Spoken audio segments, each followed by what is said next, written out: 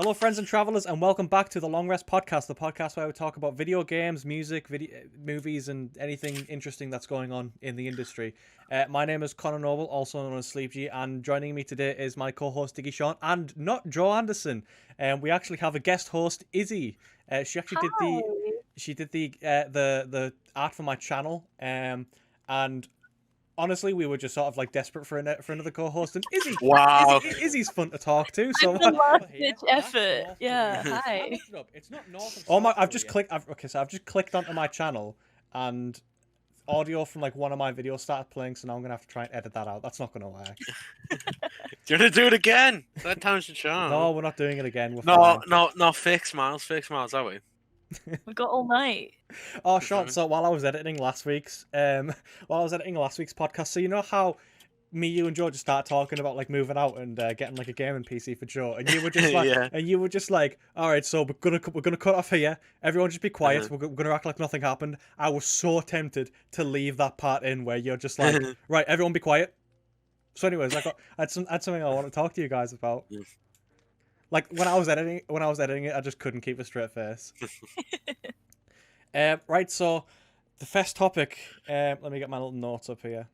Oh, we're still going. Wow. Yeah.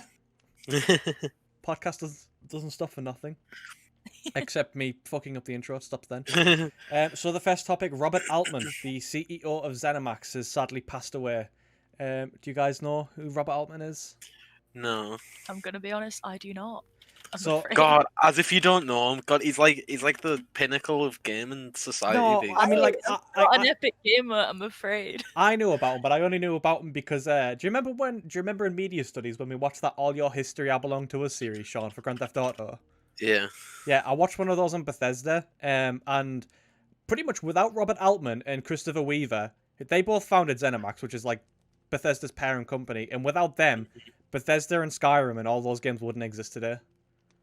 Because yeah, I've just found it though. Yeah, after all of the smaller Elder Scrolls titles, like Elder Scrolls Redguard and all the adventure games and stuff like that they tried to do, the company was in dire straits, and without Christopher Weaver and Robert Altman saying, yes, you may have $20 million to make Morrowind or however much it was, then we wouldn't have, like, Todd would still be out of the business today.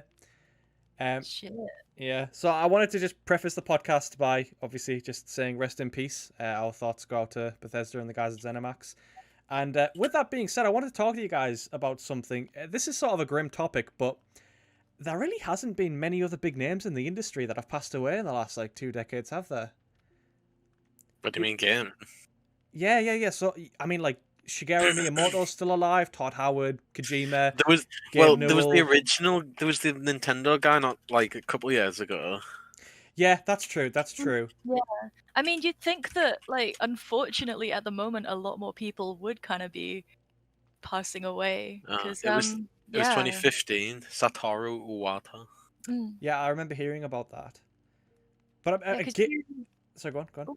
A lot of people are like getting sick because obviously Corona, but I think like most people are recovering, at least like famous people, not just in the gaming industry, but in general, like any famous people. I mean, it's really easy to beat it if you've got private care. Yeah, that's true. It's not even just about COVID though. I mean, like there are like plenty of other things that people die from of old age. I mean, like cancers. Yeah. People are a lot more likely to get cancers. They're not that old.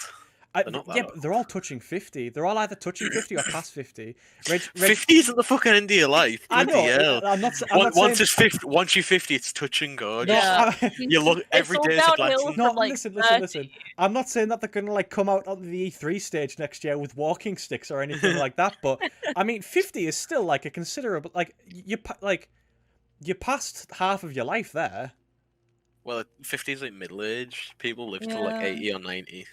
Yeah, true. I guess. That's like another 40 years. Yeah. Got loads of time. Mm-hmm. I mean, I feel like in that kind of industry, like you don't need to like retire. Office work. Because like, you've got just keep doing what you're doing. Like, what's the guy at Studio Ghibli? He's like retired like 50 times. Yeah, Miyazaki, he's a fucking legend. Hayao Miyazaki. He's just like, this is the last film this time, honestly. There's another Ghibli film that came out a couple of days ago. couple of days ago. Yeah, what? did you not see it? Yeah, it's a 3D movie. It's not Oh, it's not hand yeah, drawn. no, I did know about that, and I was kind of like unsure about it because obviously, like, I love me my 2D animation kind of Yeah. thing. I have all of the Ghibli movies like on my shelf right there Mhm. in number order. It's very satisfying. My girlfriend got me a watercolor art book of Nosker the Valley of the Wind for my birthday. Beautiful. I have 2 of the art books. What are they? The Wind Rises and Spirited Away, obviously, because Mm. Spirited Away is the OG. But yeah. Overrated. Anyways, I mean, yeah, but it's still beautiful. I think the reason that I wanted to sort of bring that topic up about the fact that, like, you know, all of the big names in the industry, like Reggie Fils-Aimé, Gabe Newell, Kojima, the Hauser brothers, like, we've grown up with, like, all of them, if you think about it. And I don't mean that in the sort of, I played video games as a kid, I am so special. I don't mean it like that type of way. I mean it in the sense of, we have matured along with the industry. Like, we went through puberty the same time that the PS3 grew pubic hair and turned into the PS4. Like, if you'll forgive the shit analogy, like, do you get what I mean? Like, and so it's good. I think it's going to be strange. The market's just kind of like growing up because consoles aren't marketed just towards kids anymore. Yeah, definitely. And even things like Pokemon and stuff like that, like now they are targeted towards the adults who played them as kids rather than the kids now. Nintendo's like, probably the most child-friendly company about, really. Yeah, definitely. But they are still very much like targeting things towards like the adults who were kids when they first came out. And there's like nice little nods to the previous games in all the new ones because they know that these adults are going to have gone along and bought it again, which is quite nice. I think that is just like, I don't know if it's just the fact that Nintendo are a Japanese company or what, but like, I don't really think that many Japanese video game developers have ever really tried anything like too mature. I mean, you look at Dark Souls. I guess, yeah, they're the exception rather than the rule, though. You look at all the JRPGs. Really? Really? Yeah. Final Fantasy is pretty depressing. It can be, but it's also very Final Fantasy VII's pretty depressing. It has a pretty depressing story, but it's not like There doesn't have to be like blood and guts just for like something to be mature. No, so I'm not saying that Japanese developers have never done anything like that. Because there's like, I mean, I grew up on like really cool 80s anime like Ninja Scroll, Ghost in the Shell. Yeah.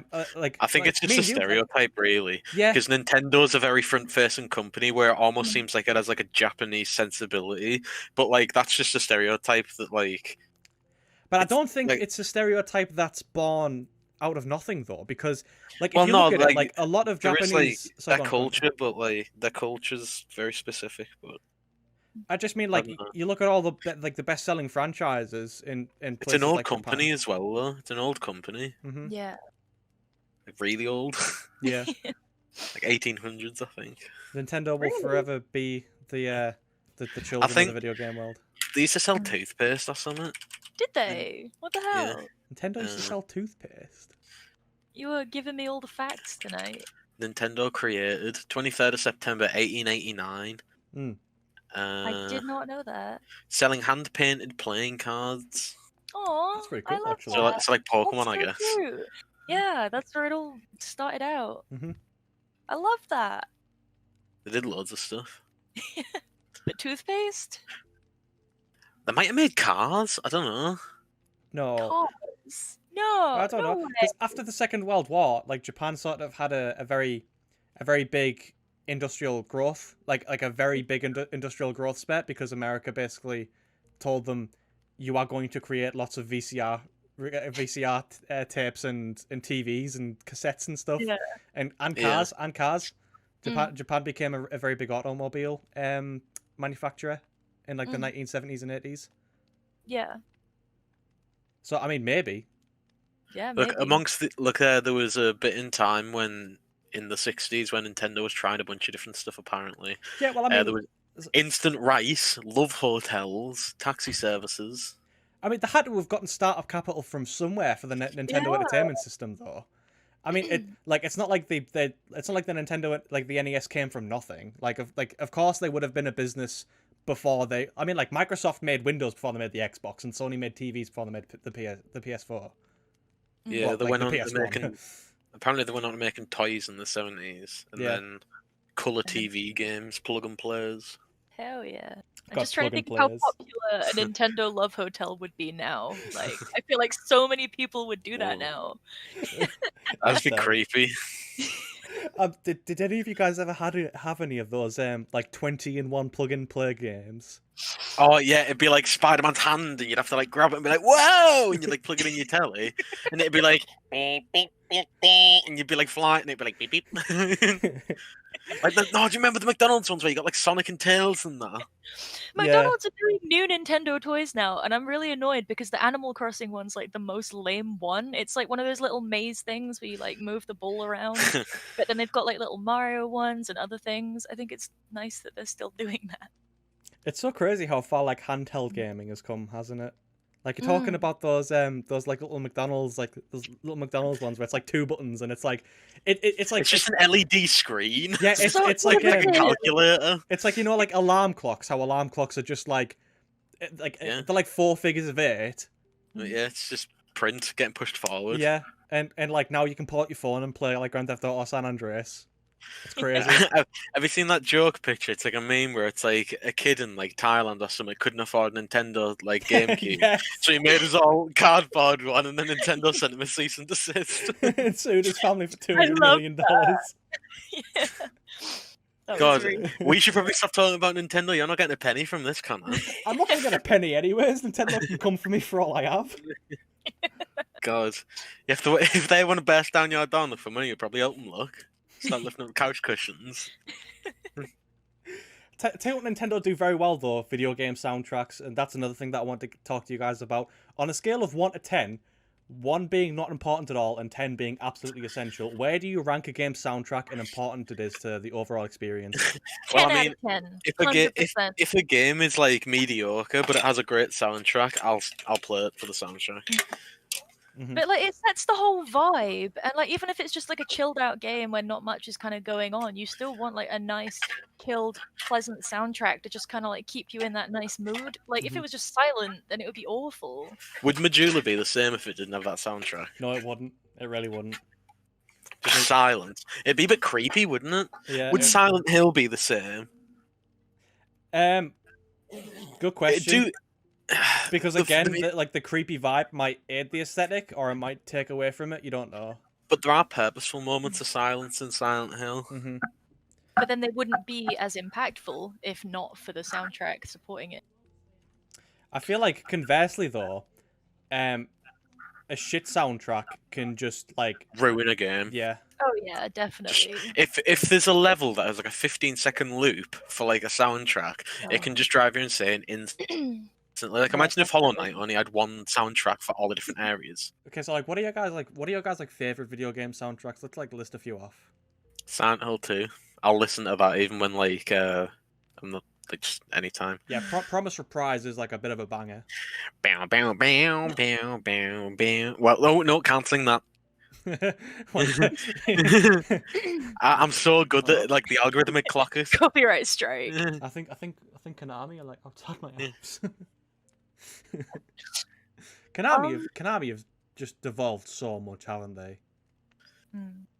They went from being such like a really like renowned game publisher to just being a joke. Like does anyone remember Metal Gear Survive? Do you remember that?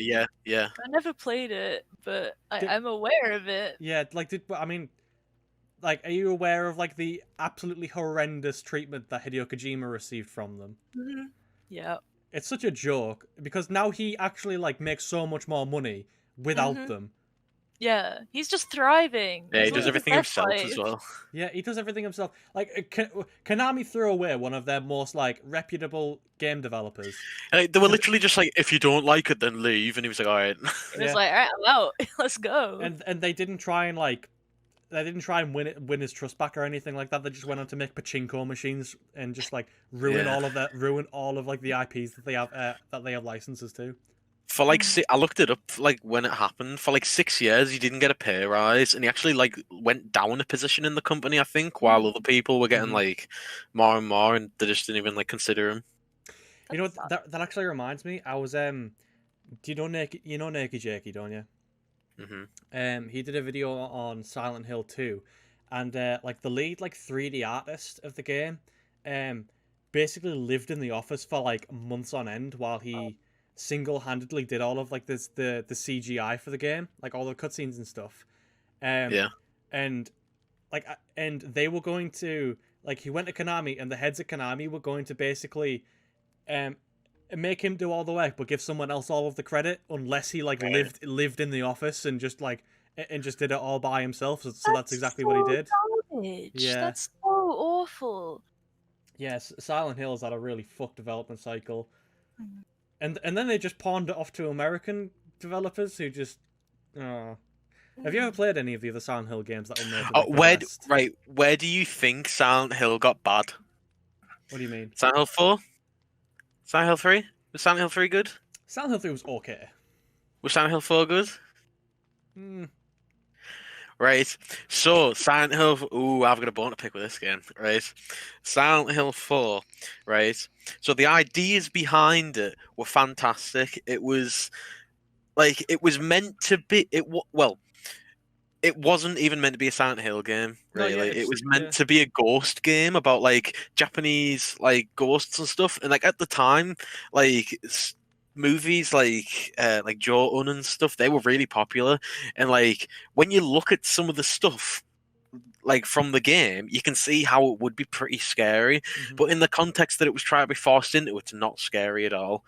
Like things kind of just happen in the game, and it's like I don't really want to get into why it's bad, but I want to show you the intro of Silent Hill 4, right? It's about 2 minutes long, but it's terrifying, right? Okay. Like, and it just shows you like the people that made the cinematics and the people that wanted to make the game a good game, and like they had the ideas in their head. It was meant to be fucking mental. It was meant to be like a great game, but what actually came out was just a jumbled mess. Well, for some reason or another. Stream on Discord. You can like cut this out, and I'll give you the link or whatever, so you can put it in the description. But yeah, let me try it. Let me try and remember what it is. Silent Hill 4. I'll tell you what, if you can just stream it through Discord, like intro. Sure, it'll be fine. These podcasts aren't monetized anyways. Yeah, found it. Right. I feel like I'll have to mute Hollow Knight. I feel like Fatal Frame picked up the slack where Silent Hill left. I've never really been into Fatal Frame. Have you played them at least? No. What about you, Izzy? Have you ever played the Fatal Frame games? No. So, I feel like we play very different games. I mean, like right. the Fatal Frame series were just like Okay, I guess we'll discuss it after we watch the stream. Are you ready? Right, so make sure you can hear it, right? Because the music and stuff's really good as well. Okay. Just the atmosphere it's set. It's just really unnerving. This is the thing that comes up when you first boot up the game. I'm already like spooked. I'm watching it at like 34 by 34 resolution because I can't full screen Discord. You guys have got it so good. Yeah, The Room.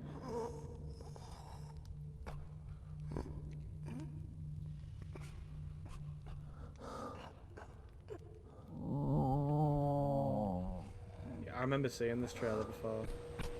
I'm not enjoying those noises, to be honest.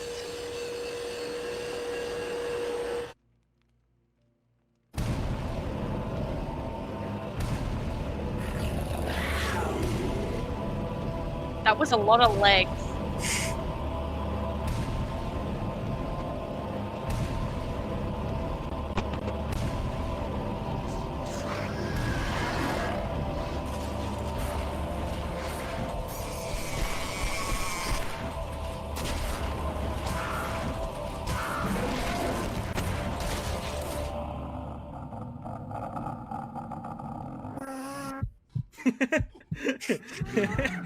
I don't know why that was so.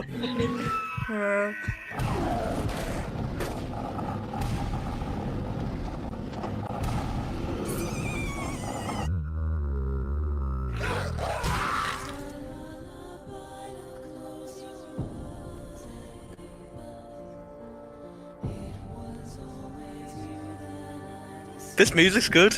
Yeah. Yeah, it is beautiful. It's better than like Don't Tell Aunt Rhodey from Resident Evil 7, isn't it?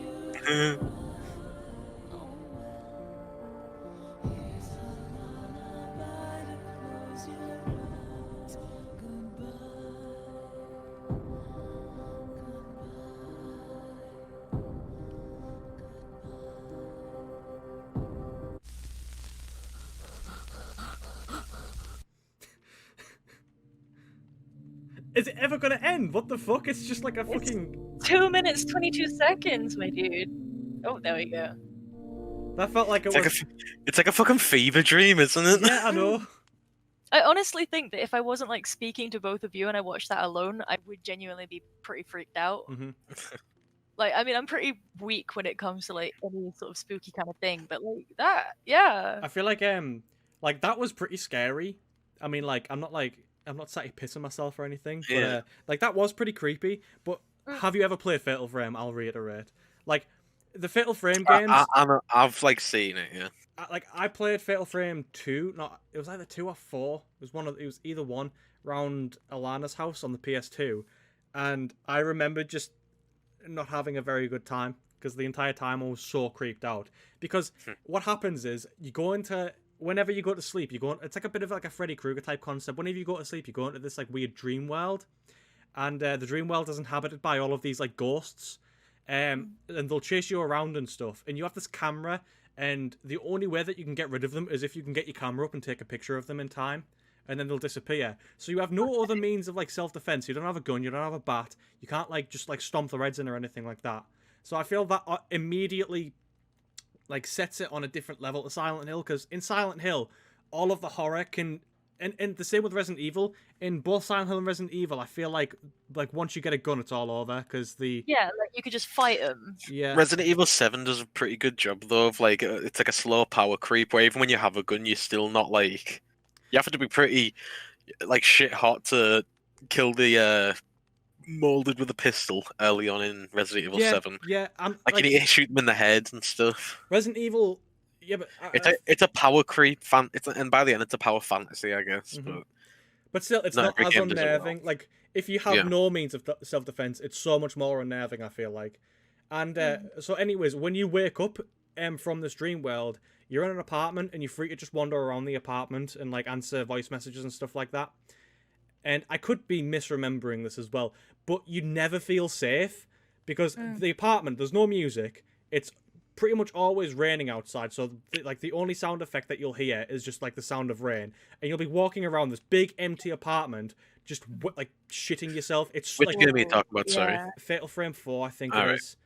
Like the atmosphere is so thick in that game. Yeah, because like you'd be constantly like expecting anything to happen, but it's just like nothingness. And it's like the apartments in Silent Hill 2. I don't know what it is about like Japanese horror as well. Horror. Yeah, but I feel it's a lot more nuanced, I think.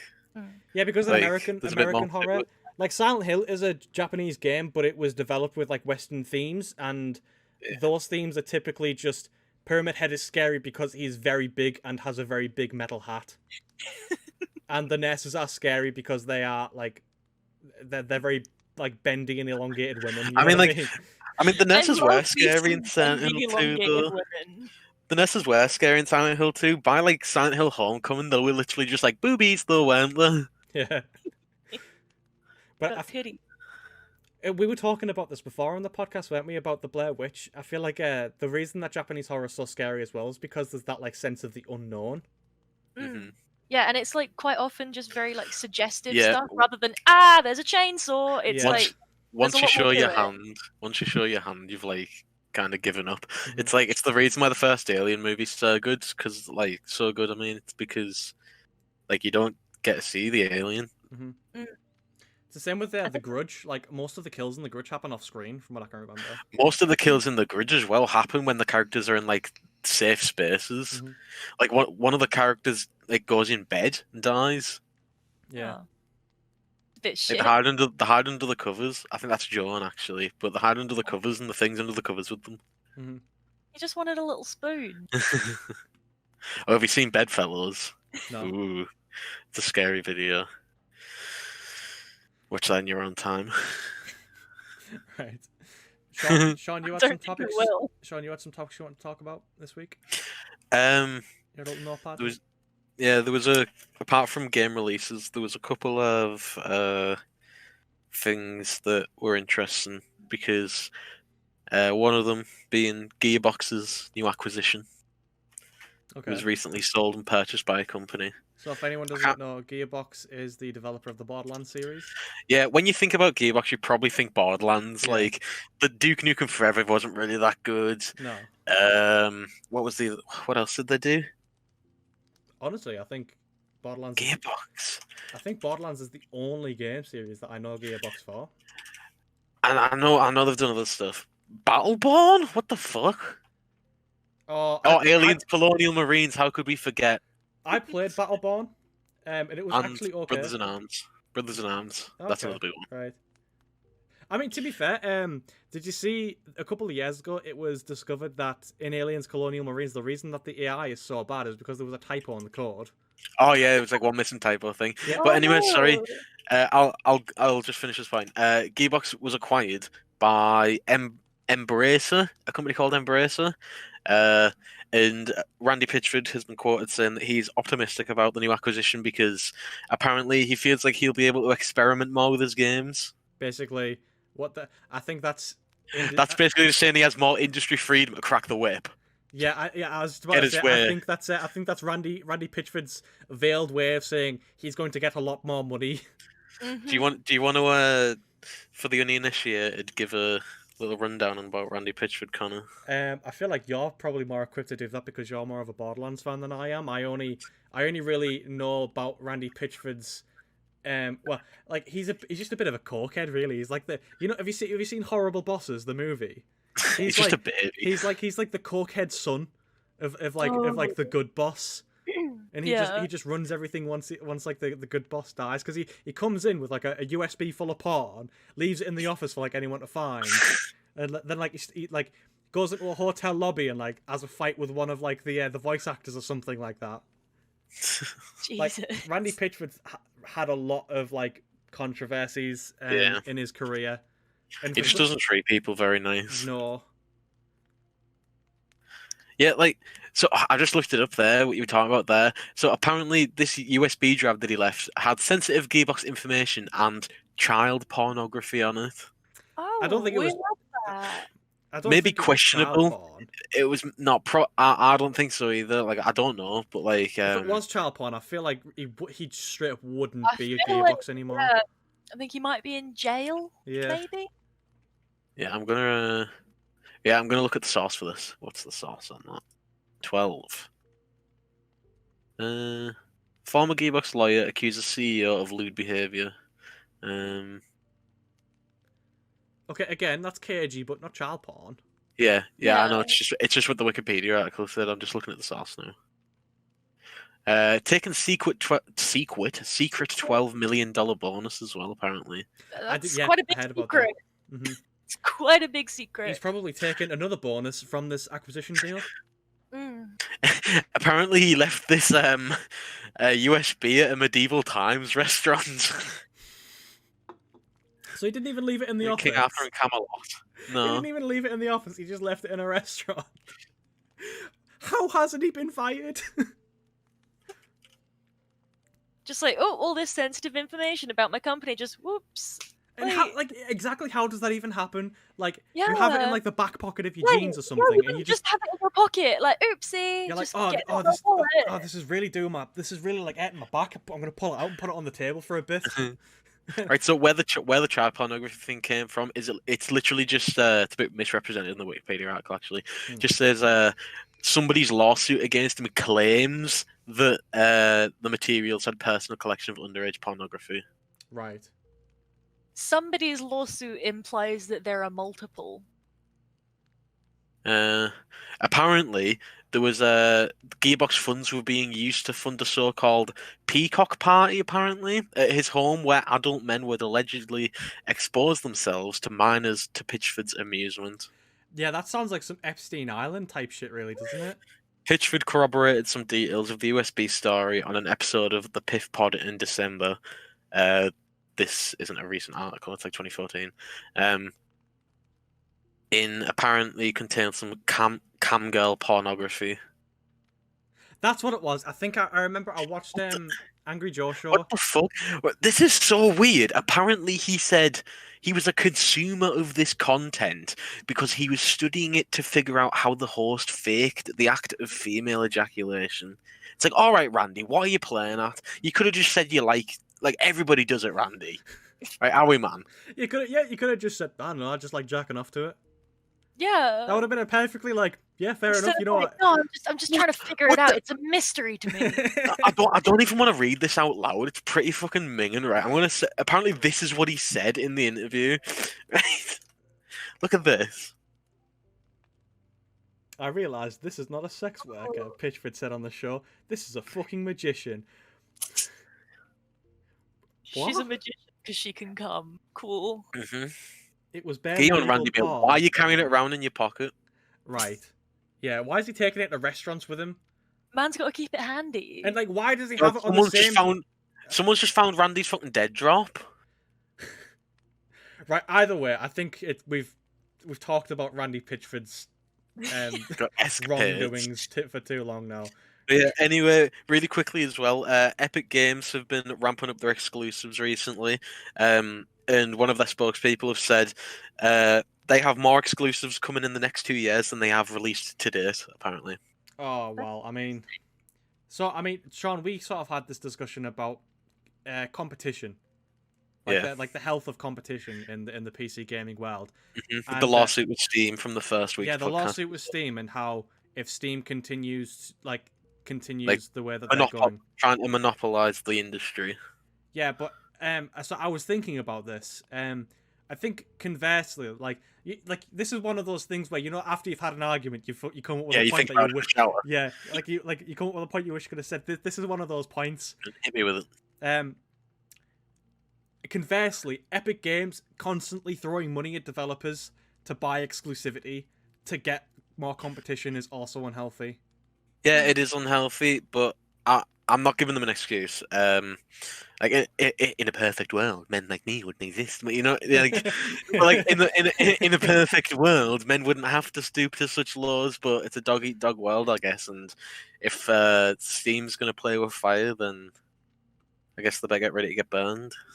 Yeah, but what bothers me with Epic having some exclusives is it's shit. One specific thing. It was a couple of years ago now, but After Party, made by people who did Oxenfree, that had a release date on Steam, and I was so hyped for it. I had it in my wish list and everything, and then it just got taken off. And then suddenly it was on Epic Store, and then it didn't come out until 2019 or 2020 even. I've played this. Yeah, I've not actually got around to playing it yet because it was I'm a the same with it was the same with Ashen. But yeah, it was just frustrating that it was on Steam and they had a date, and then suddenly Epic just sniped it. It was oh, okay. I feel like you should do that, but okay. Metro Exodus had the exact same thing. It came out on Steam. Lots of people bought it, and then a week later, it just they were like, oh yeah, by the way, we've taken it off Steam Store. Please, loads of keys were going up on G2A for hundreds of pounds. Jesus, yeah. But no, it's weird. Go on. No, you go on. Sorry. I was just continuing the point, just so people could have the privilege of playing a game on a different platform a year earlier. Yeah, but no, I was looking at the list of stuff that Epic have as exclusives just because I was generally curious, and I find it so strange that they've got stuff sequels to games that are on Steam, like Darkest Dungeon 2. First one on Steam, I just feel like it would make sense to have the second one on Steam as well. I don't know if that's just me enjoying having a library all in one place, but it's just forcing people to branch out when they might not necessarily want to. Same with Super Meat Boy Forever, all of other Edmund McMillan's stuff is on Steam. So now he's just taking another path, and it's just, yeah. I feel like for all of the criticisms that you can leverage at Steam for its sort of aggressive market practices, at the very least, they don't force exclusivity deals onto anyone. Yeah, that is true. I did remember reading. Yeah, I've just found the game here. There's a game called Dark, DARQ, right? It's like a puzzle survival game. Came out. Let me see when it came out. Oh, apparently a new Dark. There's a second one's come out just this year. Well, last year. Came out 2019, 15th of August 2019. The guy who'd been asked before, who was making it, just an indie developer. He'd been asked if he was doing any if his game would be available on Steam, and he said yeah, and, like he promised people, yeah, it'll be available on all platforms. And then as it came close to his game coming out, Epic Store tried to give him an exclusive. Like they were like, oh, we'll give you this exclusive deal, and I remember they were like offering him quite a bit of money, and he refused it. And let me just read here because I'm fairly certain there was like they were pretty shady about it afterwards. Let me see.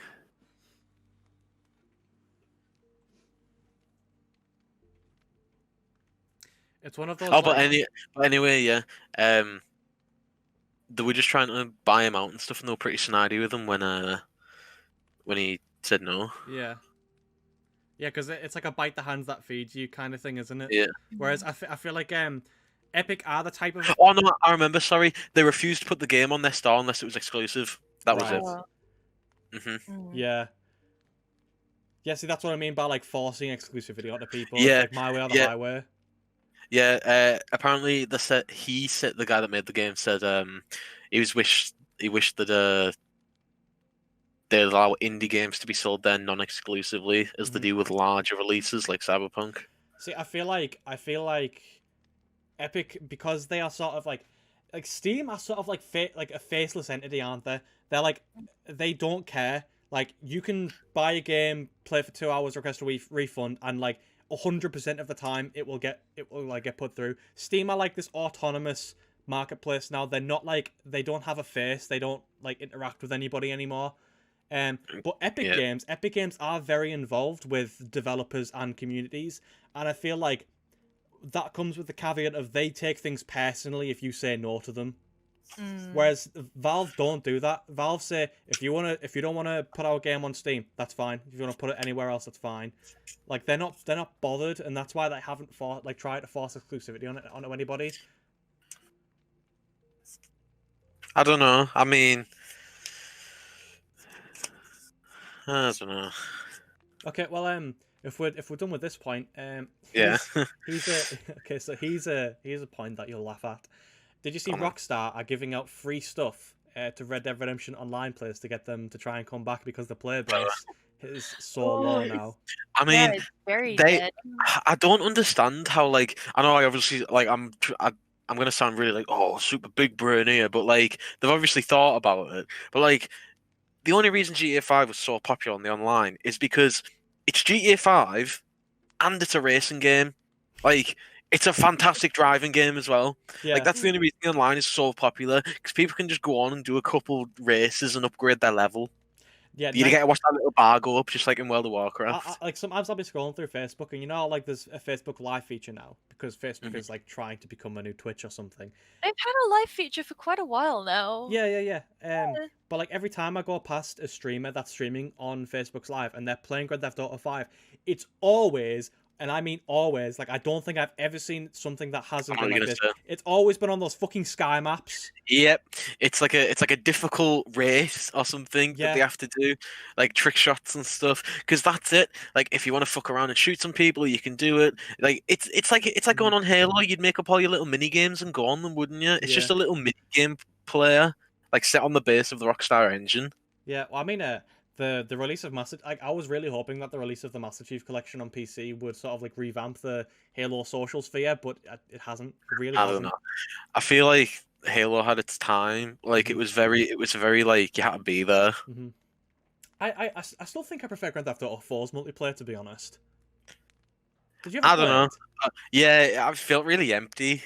Yeah, I know, but like I feel like you're maybe looking at it through rose-tinted glasses because it was you can go on GTA with your mates. Yeah, possibly. It's very strong. Like oh my god, it's GTA 4.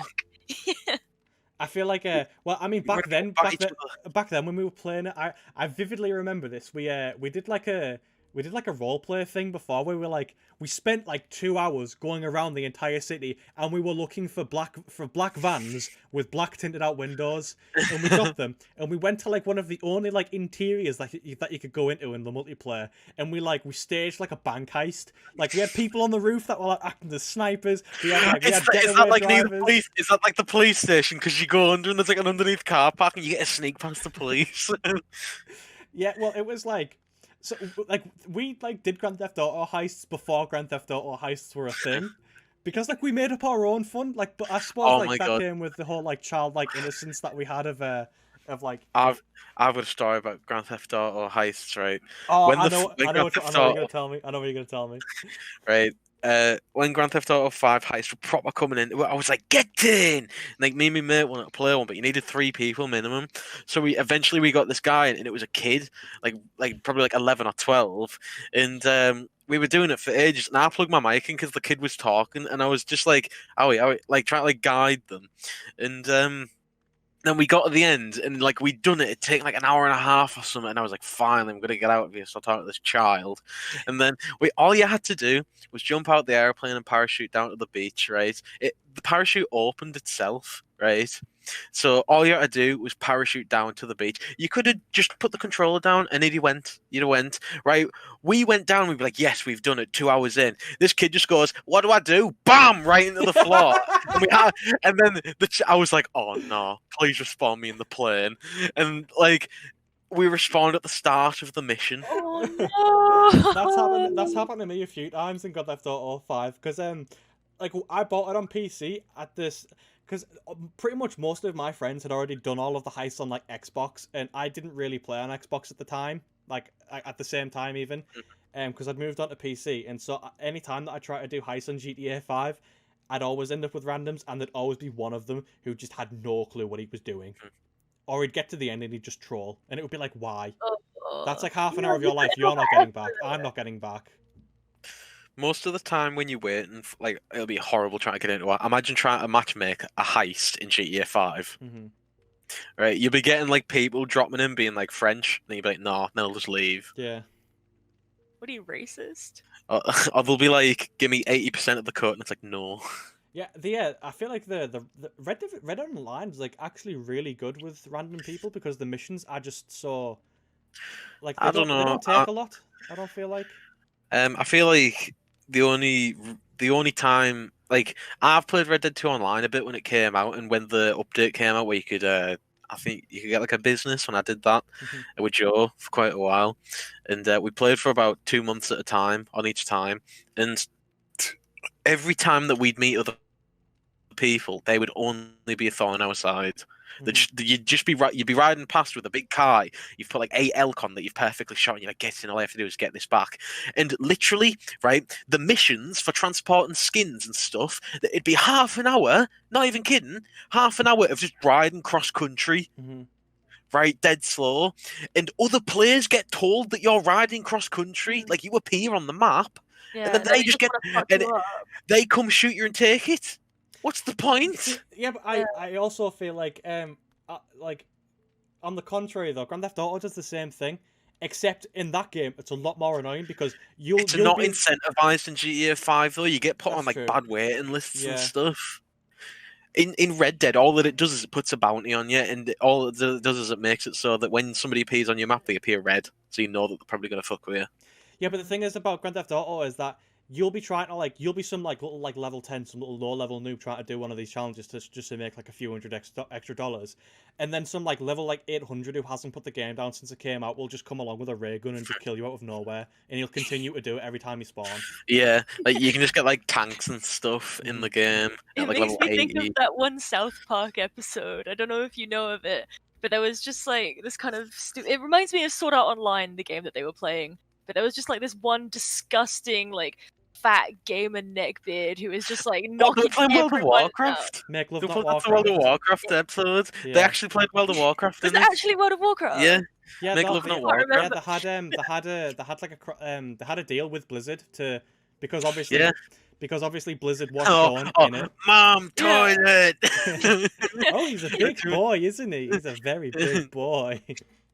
But yeah, it just reminded me of that, just the one dickhead who is just completely just fucks everybody over. Yeah. How can you kill that which has no life? My children are at home playing World of Warcraft. Stop, Larry. They're already dead. I mean, I thought it was really cool that Rockstar released the online mode as a standalone game. But at the same time, though, it's online. You can get Red Dead Online on Steam for £5. Oh, I didn't know that. Yeah, That's handy, and actually. Oh well, I mean, like that's kind of expected. Like Rockstar's siphoned so much money that they can afford to just like they could give it for free and like they'd make money off it. yeah. See, this is You what know I what was I about to mean? say. Yeah. Grand Theft Auto Online has generated them so much revenue, but Red Dead Redemption hasn't. Like, it obviously hasn't because there's not that much content, and they're literally giving out free stuff to players to get them to come back. So you know that the only reason they actually released the standalone for £5 was so that they could maybe try and make more money, because Grand Theft Auto Yeah. Online's been out for a lot longer, and that hasn't had the same treatment. You still have to buy Grand Theft Mhm. Auto 5 if you want to play it. But I They mean, want another money milking cow. yeah. Like, you know what it'll be? It'll be CEOs at the top being like, "Well, GTA 5 cost this much to make, and it's making us this much money. Why did Red Dead cost this much to make, and it's only made us this much money?" Yeah. And now they'll be proper scraping to get it all together. I mean, it's not like Red Dead didn't make them enough money. I know, but like once you see the potential of something, they'll be like, "Well, why can't you just keep doing that?" Yeah, that's just the unfortunate truth of like being a CEO in the video game world. It's like you want all the money, and my internet's crashed. Wait, has it crashed?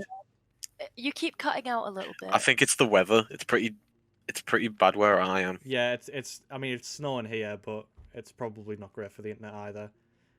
But yeah, Love those February snow showers. like CEOs don't want some of the money; they want all of the money. Yeah. That's why all of the money and then some. That's why microtransactions are a thing, because Mhm. microtransactions guarantee a steady stream of revenue over time, as opposed to just one big chunk of revenue. It's like Stardew. We talk about Stardew. It's like me and Sean do this thing where we'll build up all of our crops until the end of the month and then sell them off like 50 grand, rather than just like selling all of it day by day and getting 2 grand a piece. Okay, now has my internet crashed? Getting a little bit because you run out eventually, and then you need to you got to recoup it. Mhm. I don't know. Each to their own. But I don't mind microtransactions. Like, depends what it is, because sometimes you feel like you get a game that you paid like X amount for, like say 20 quid, Mhm. and you just feel like they deserve so much more than that 20 quid. Like, if you've put hundreds of hours into it, and it's just like, hey, do you want to spend like 2 quid on a skin? It's like, well, yeah, sure, why not? Yeah. Like, I feel like microtransactions I feel like are the bastard children of expansion packs. yeah, microtransactions are literally just like the lazy version of DLC. It's like, oh well, can we do Yeah. DLC but for no money? It's like, yeah. It's horse armor. I mean, like you've got stuff like Dark Souls 3's DLCs. Yeah, spend 8 quid, 5 quid, get a couple hours of content. Yeah. Pretty enjoyable. Or spend what was it like £4.99 for horse armor? Yeah.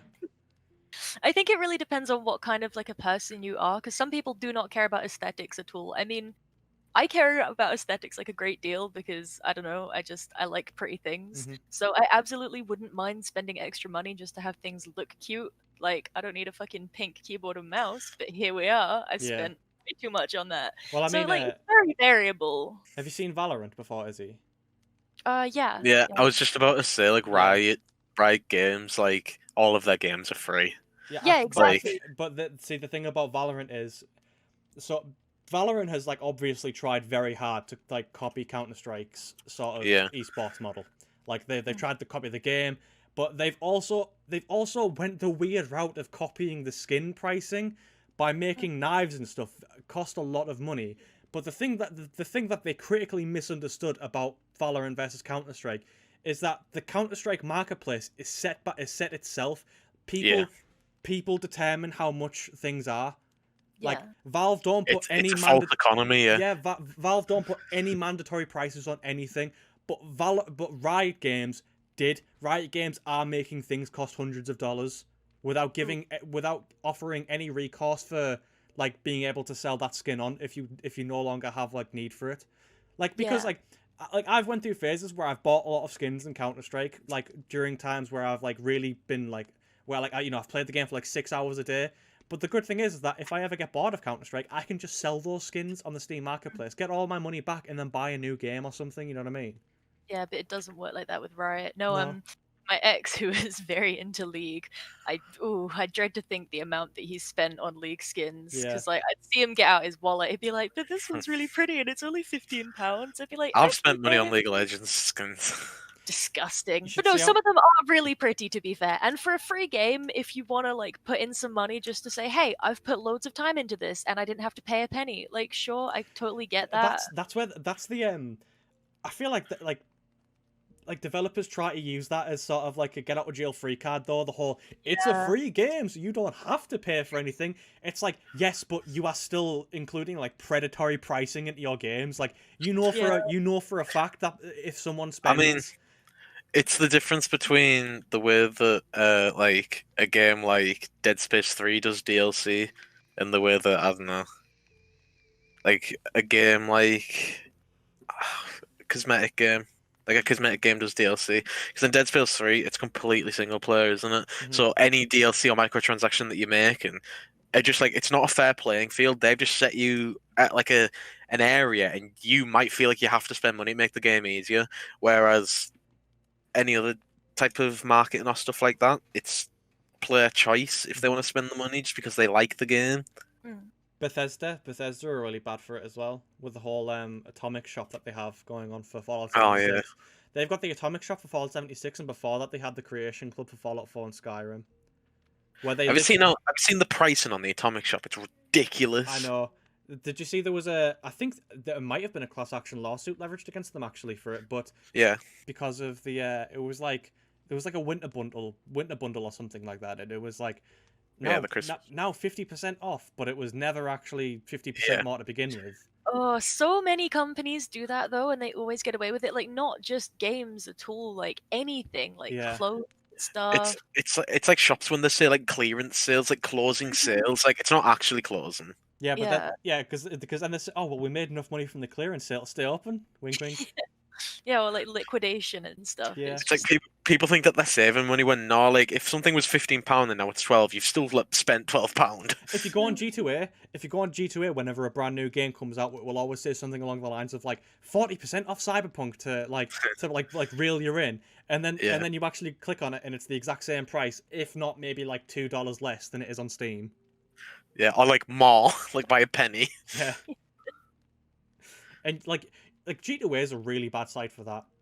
Yeah. Because it always does it to like every game on its platform. It always says there's like a massive sale going on when there just isn't. I suppose it's just like a lot of companies like that can just get away with lying, though, can't they? Yeah. Well, because it's like not technically lies; it's all technicals and everything. I remember G2A actually offered like money to game developers who could prove that like any key that was sold on their website for their game was stolen, and they did it for like one company that they paid out like $10,000, and then they immediately retracted it because they were like, right, yeah, no, but well, I mean, we'll pay you $5,000. How about that? Because they realized £10. Yeah, because they realized just how many keys on their site might actually be stolen. They were like, oh, we might be walking into dangerous territory here.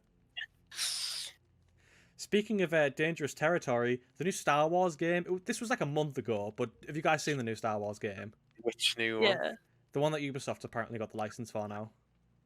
All right, I think I know what you're talking about. Yeah, because EA have lost their exclusivity rights for it, haven't they? Yeah. So and now Ubisoft are creating like a new open world, because EA originally were gonna make like a Star Wars RPG, and it was just titled Star Wars. But it got cancelled, I'm pretty sure. Yeah, no, I think a lot of people were really EA was hyped gonna about make that. EA was gonna make an bounty hunter game, weren't they, with LucasArts? Yeah. I think I wrote an article about that in college, but I can't remember enough for it to be relevant. But yeah, it ended up getting scrapped Mm. when it got sold to Disney. I mean, I feel like putting it in Ubisoft hands is like a safe. I mean, it's about as safe a bet as you can make, really. It depends, because if they make a game like Mass Effect 2, good, fine. If they make a game that's half as good as Mass Effect 2, great. If they make a game... Oh, wait, sorry, yeah. I think, yeah, Ubisoft. If they make a game like... Yeah, Assassin's Creed's alright. I guess even the Assassin's Creeds now recently have been alright, haven't they? Yeah. They've been trying to change them a bit. Mm-hmm. Yeah. No, I think Valhalla. What other got games a lot have of positive reception? Yeah, Valhalla What was other good. games have Ubisoft been working on apart from Assassin's Creed? Watch Dogs came out recently. Yeah, that's true. That was quite buggy, but still well received. Yeah. I guess so. I don't know. I have a weird relationship with Ubisoft though. So do I. I really like. They never make great games, do they? Not anymore. I mean, not anymore. The Splinter Cell games are great. Yeah, but how long ago did they come out? Tell you what. Let me like quickly just Google Ubisoft titles, and we'll just like go through some of them.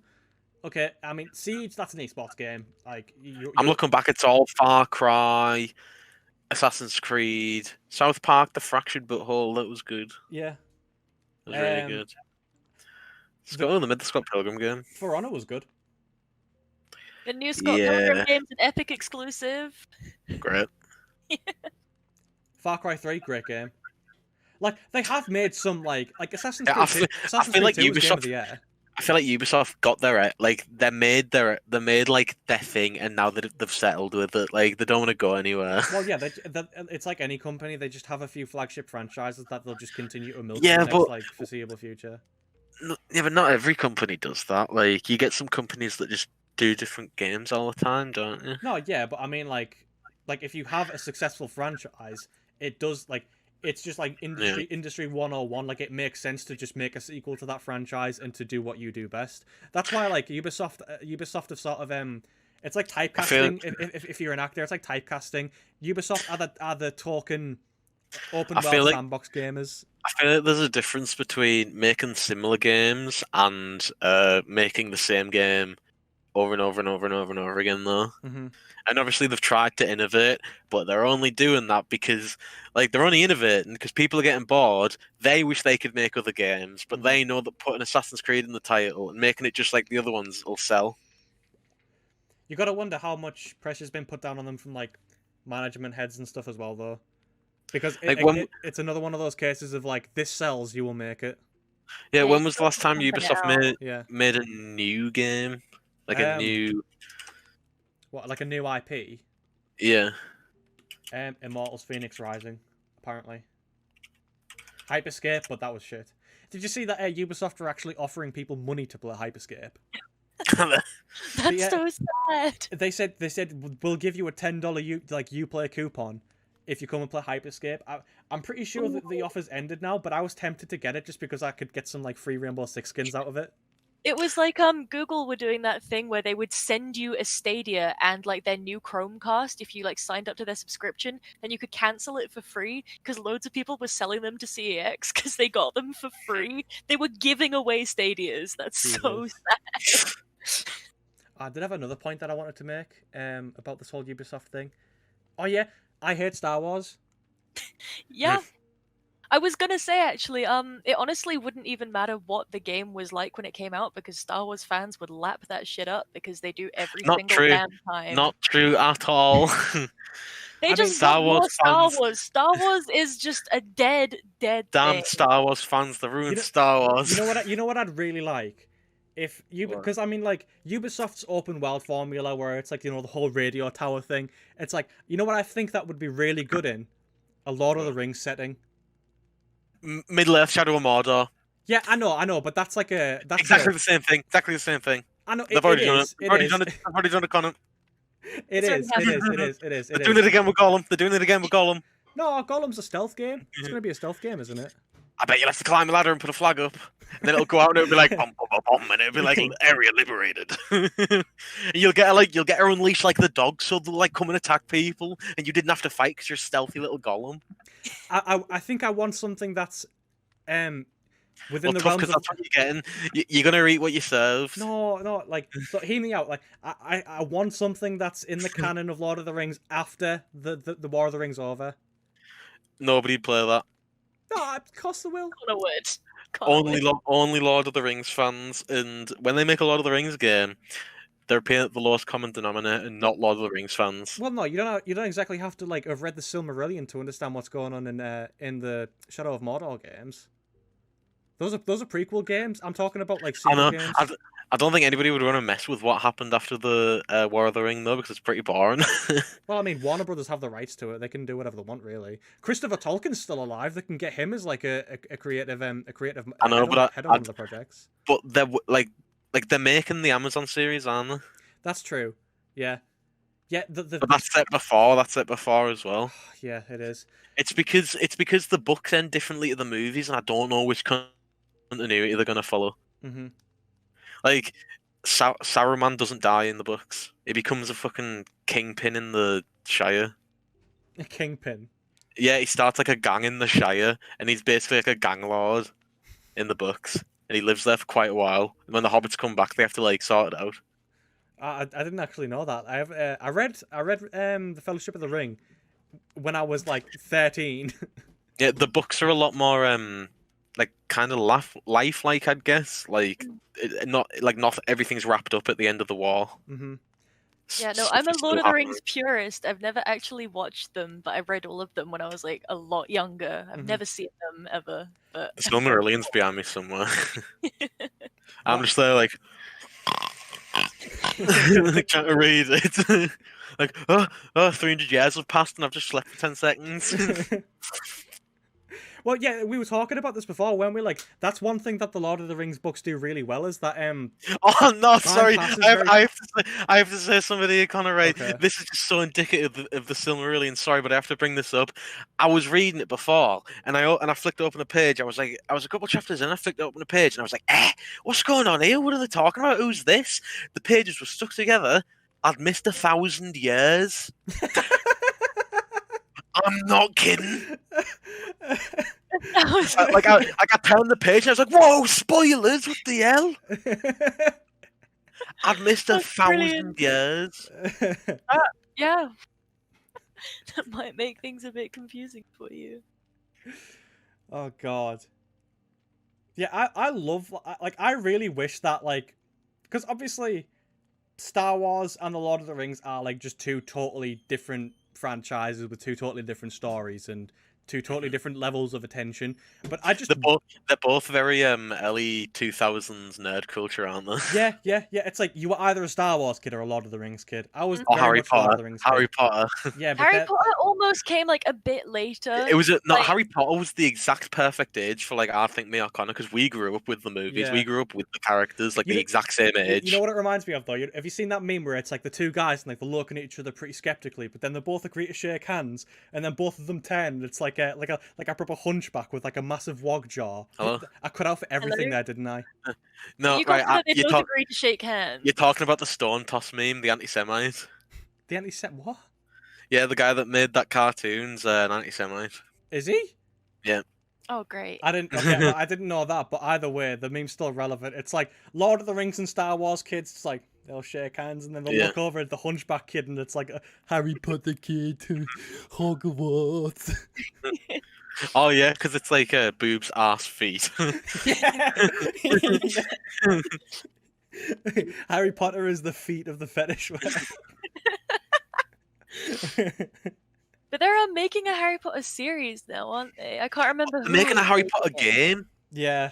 They've already done that. Oh, no, there's millions of Harry Potter games, but they're making the. So go on. They're making the. It's meant to be like you go through the school years and you make your own character and stuff. Concerned Ape. Bully? Yeah. Concerned Ape, the person who made Stardew Valley, they're making. Oh no, it might not be Concerned Ape. It might just be Chucklefish. Chucklefish are publishing a new. I think it's called Witchbrook.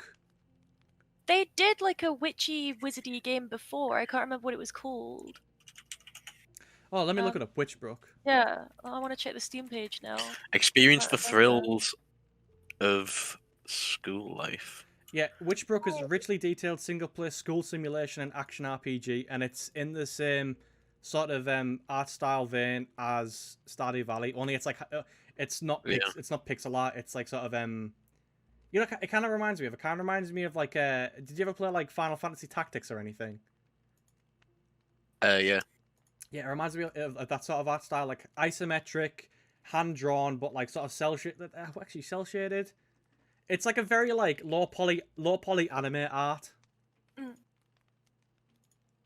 But yeah, it looks really good. I'm really looking forward to it. I really enjoy Chucklefish games. They always just have like a certain charm to them. Apparently, Definitely. there's a reference to the wizard in Stardew Valley in Witchbrook. I wouldn't be Yeah. surprised. I wouldn't be That's like- surprised if they're in the same universe. Yeah. Because like lots of Possibly. weird shit happens in Stardew. Yeah, and they never really like fully explain it because there's a lot of like normal stuff in Stardew Valley. Like they come across like just relationships and family problems and these random little forest spirits that renovate buildings. Like they never really explain it, but it's quite nice. It's all just trying to be like what do you call it? Not Sailor Moon. What's the moon thing? The moon game.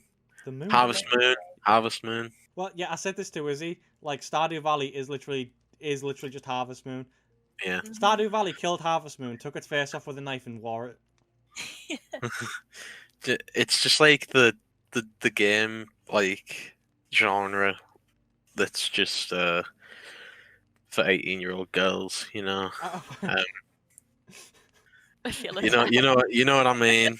Like Stardew Valley and yeah, it's the same as like The Sims, isn't it? what's the game where they all talk like blah, blah, blah, blah, blah, like that? Animal Sims. Crossing. Yeah, yeah. Oh yeah, Oh. Animal That one. Crossing. Yeah, she really loves Animal Crossing. I bought her a Switch for her birthday, and the only game she has for it is Animal Crossing. I bought a Switch in order to play Animal Crossing, and then when Animal Crossing came out, I sold my Switch to get the Animal Crossing Switch. I bought her a Switch so I could play Legend of Zelda. I have Zelda, and I haven't actually played it properly yet. I think I put like 20 minutes into it, and I didn't play it anymore. Well, I was saying to Shay because she's finished Animal Crossing now. That like You never finish Animal Crossing. No, but there's like a main goal that you can reach and you get to it.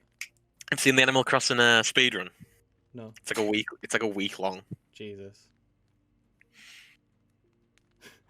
Get ready on time. the cast is just asleep. Like, And time. oh, I missed it. Oh, can we do it again? Because there's like I think there's an achievement where you have to play the game for like a week or something to get it, Mhm. and like that's so you do a lot of different stuff. Like you get the infinite amount of bells and everything. You pay off all your debt, and then you just kind of wait. Yeah. I mean, Well, it's the same with have you Shenmue. ever played Animal Crossing? It's the same with Shenmue. Shenmue speedruns take like a long time because a lot of it is just all right. I'm gonna run around for a bit. You can read out you can read out donations. We've got half an hour. It's a segmented speedrun as well, so like they'll turn it off and come away from it and come back to it. Yeah. A lot of Grand Theft Auto speedruns are like that. It's like any mission, like any games, like Mirror's Edge or anything, usually segmented. Yeah. People try to get the best times in single missions. Have you seen like the Half-Life segmented speedruns? Have you seen the Stitch segmented ones where they'll segment it but then stitch it all together? Yeah. Like in the videos, and it just looks it's- like it's a bunch absolute perfection. Yeah, it's a bunch of different players as well. Yeah. And they'll all pick up like it's a bunch of different Oh, players, yeah, and you- they'll all just like pick up at like really random points, and like you won't even notice like it's a different person. At GDQ, they'll do relay speedruns sometimes, like when they like have two teams fight against each other. Yeah, the races. I really like watching the Yeah. races. Do you like speedrunning, Izzy? I don't really. No, I like to take things at my own pace. So No, it I'm not kind saying of like stresses me out. I'm not saying do you do speedrunning, but have you ever Well, watched yeah. one? I mean, I think I watched like a Super Mario Sunshine speedrun, but again, it just like stresses me out. Like Mhm. if I'm watching a playthrough of any type, like I just want to see everything happen. Mhm. Like I don't want to just be like bash bash A to B. Here I can do this thing where I glitch through a wall. Bam! We got there in like half a second less. Like I just want to enjoy it. Yeah. I prefer speedruns that are kind of like glitchless, to be honest, but those aren't the popular ones. No. Like I really don't like a. Like if I watch, like there's two types of people that do speedrun, and there's the type of people where it's like, oh well, I just want to like push the game to its limits and try to break the boundaries, and there's the people that want to play within the game's rules but also defeat it.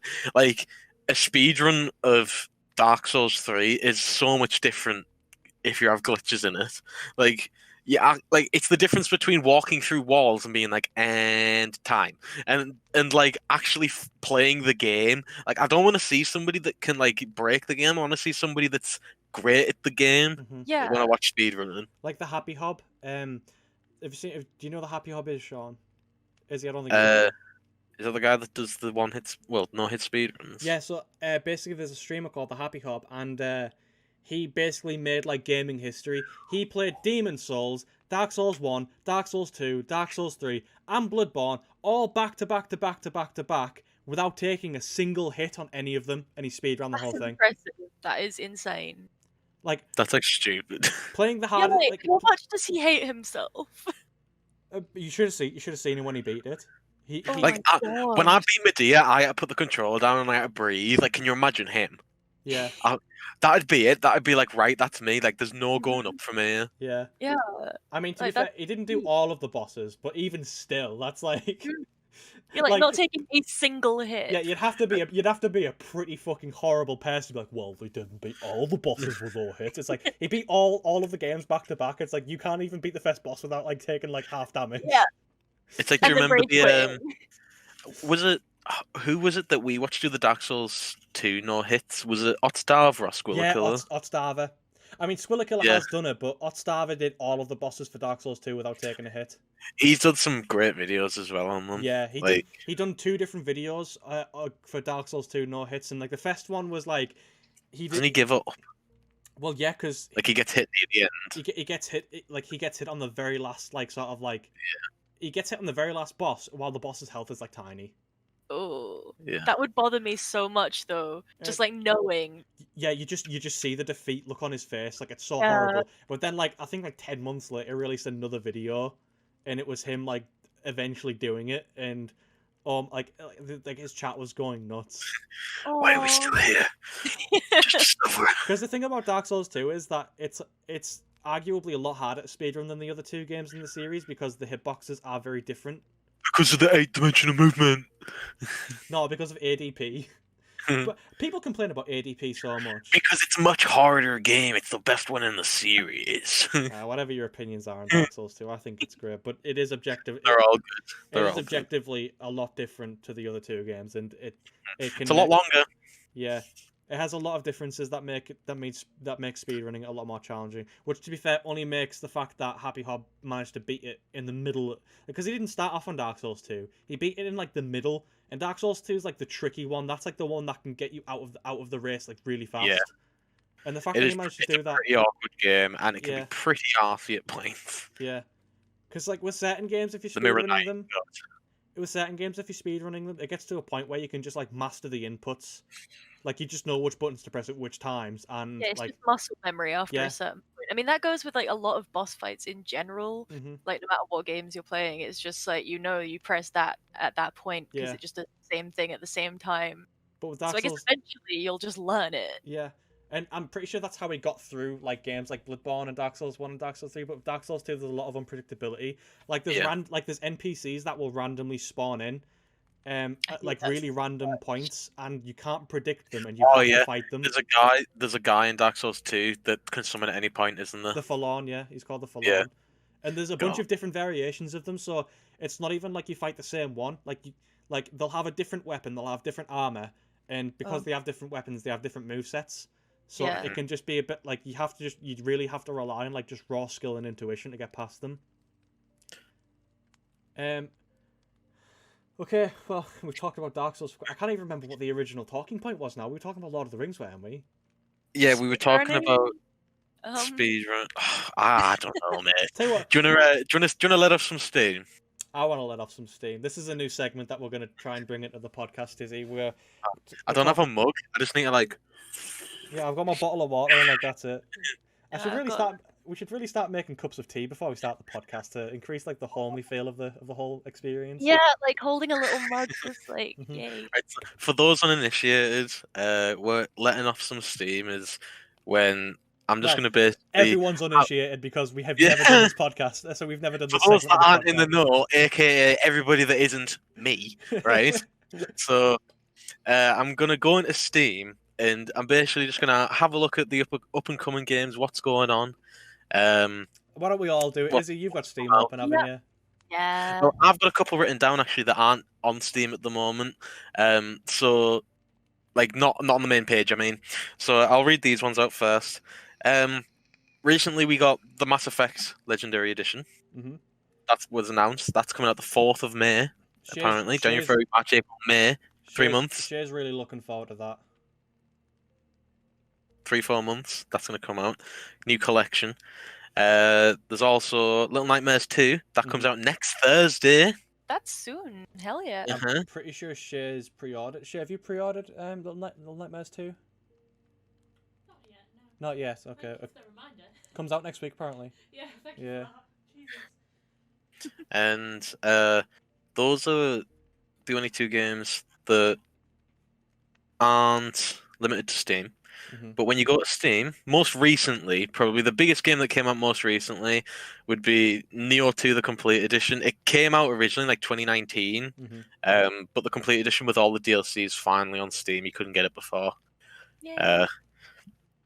But what is going on with Steam now is it's the Steam Game Festival. Yeah.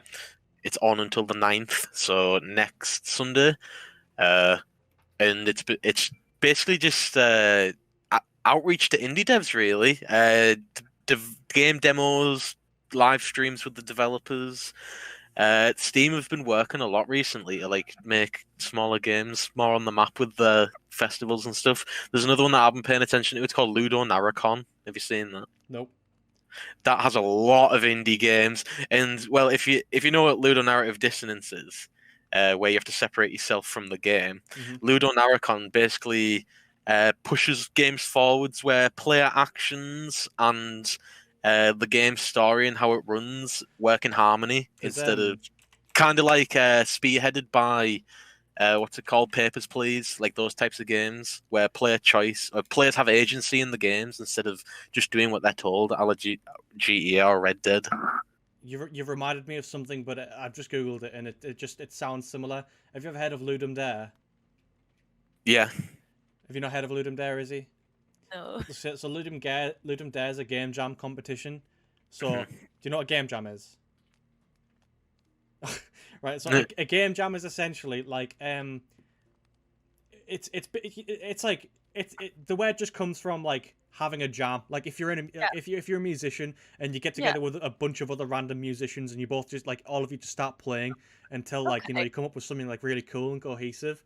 So a game jam is essentially you get together with a bunch of other like random game developers who you may or may not know, and you make like an indie game in like a very short space of time, like 24 hours or 42 hours. There'll be a concept, and then they'll make a really short game about like something to do with that concept. Yeah. So like a game jam might have something to do with horror, but like it might be like non-conformist horror. So like one before, there was a game called Hand of God, I think, and it was a card game horror game. And it was like half an hour long, but still really interesting. There was I mean, we did a game jam for our first year of university.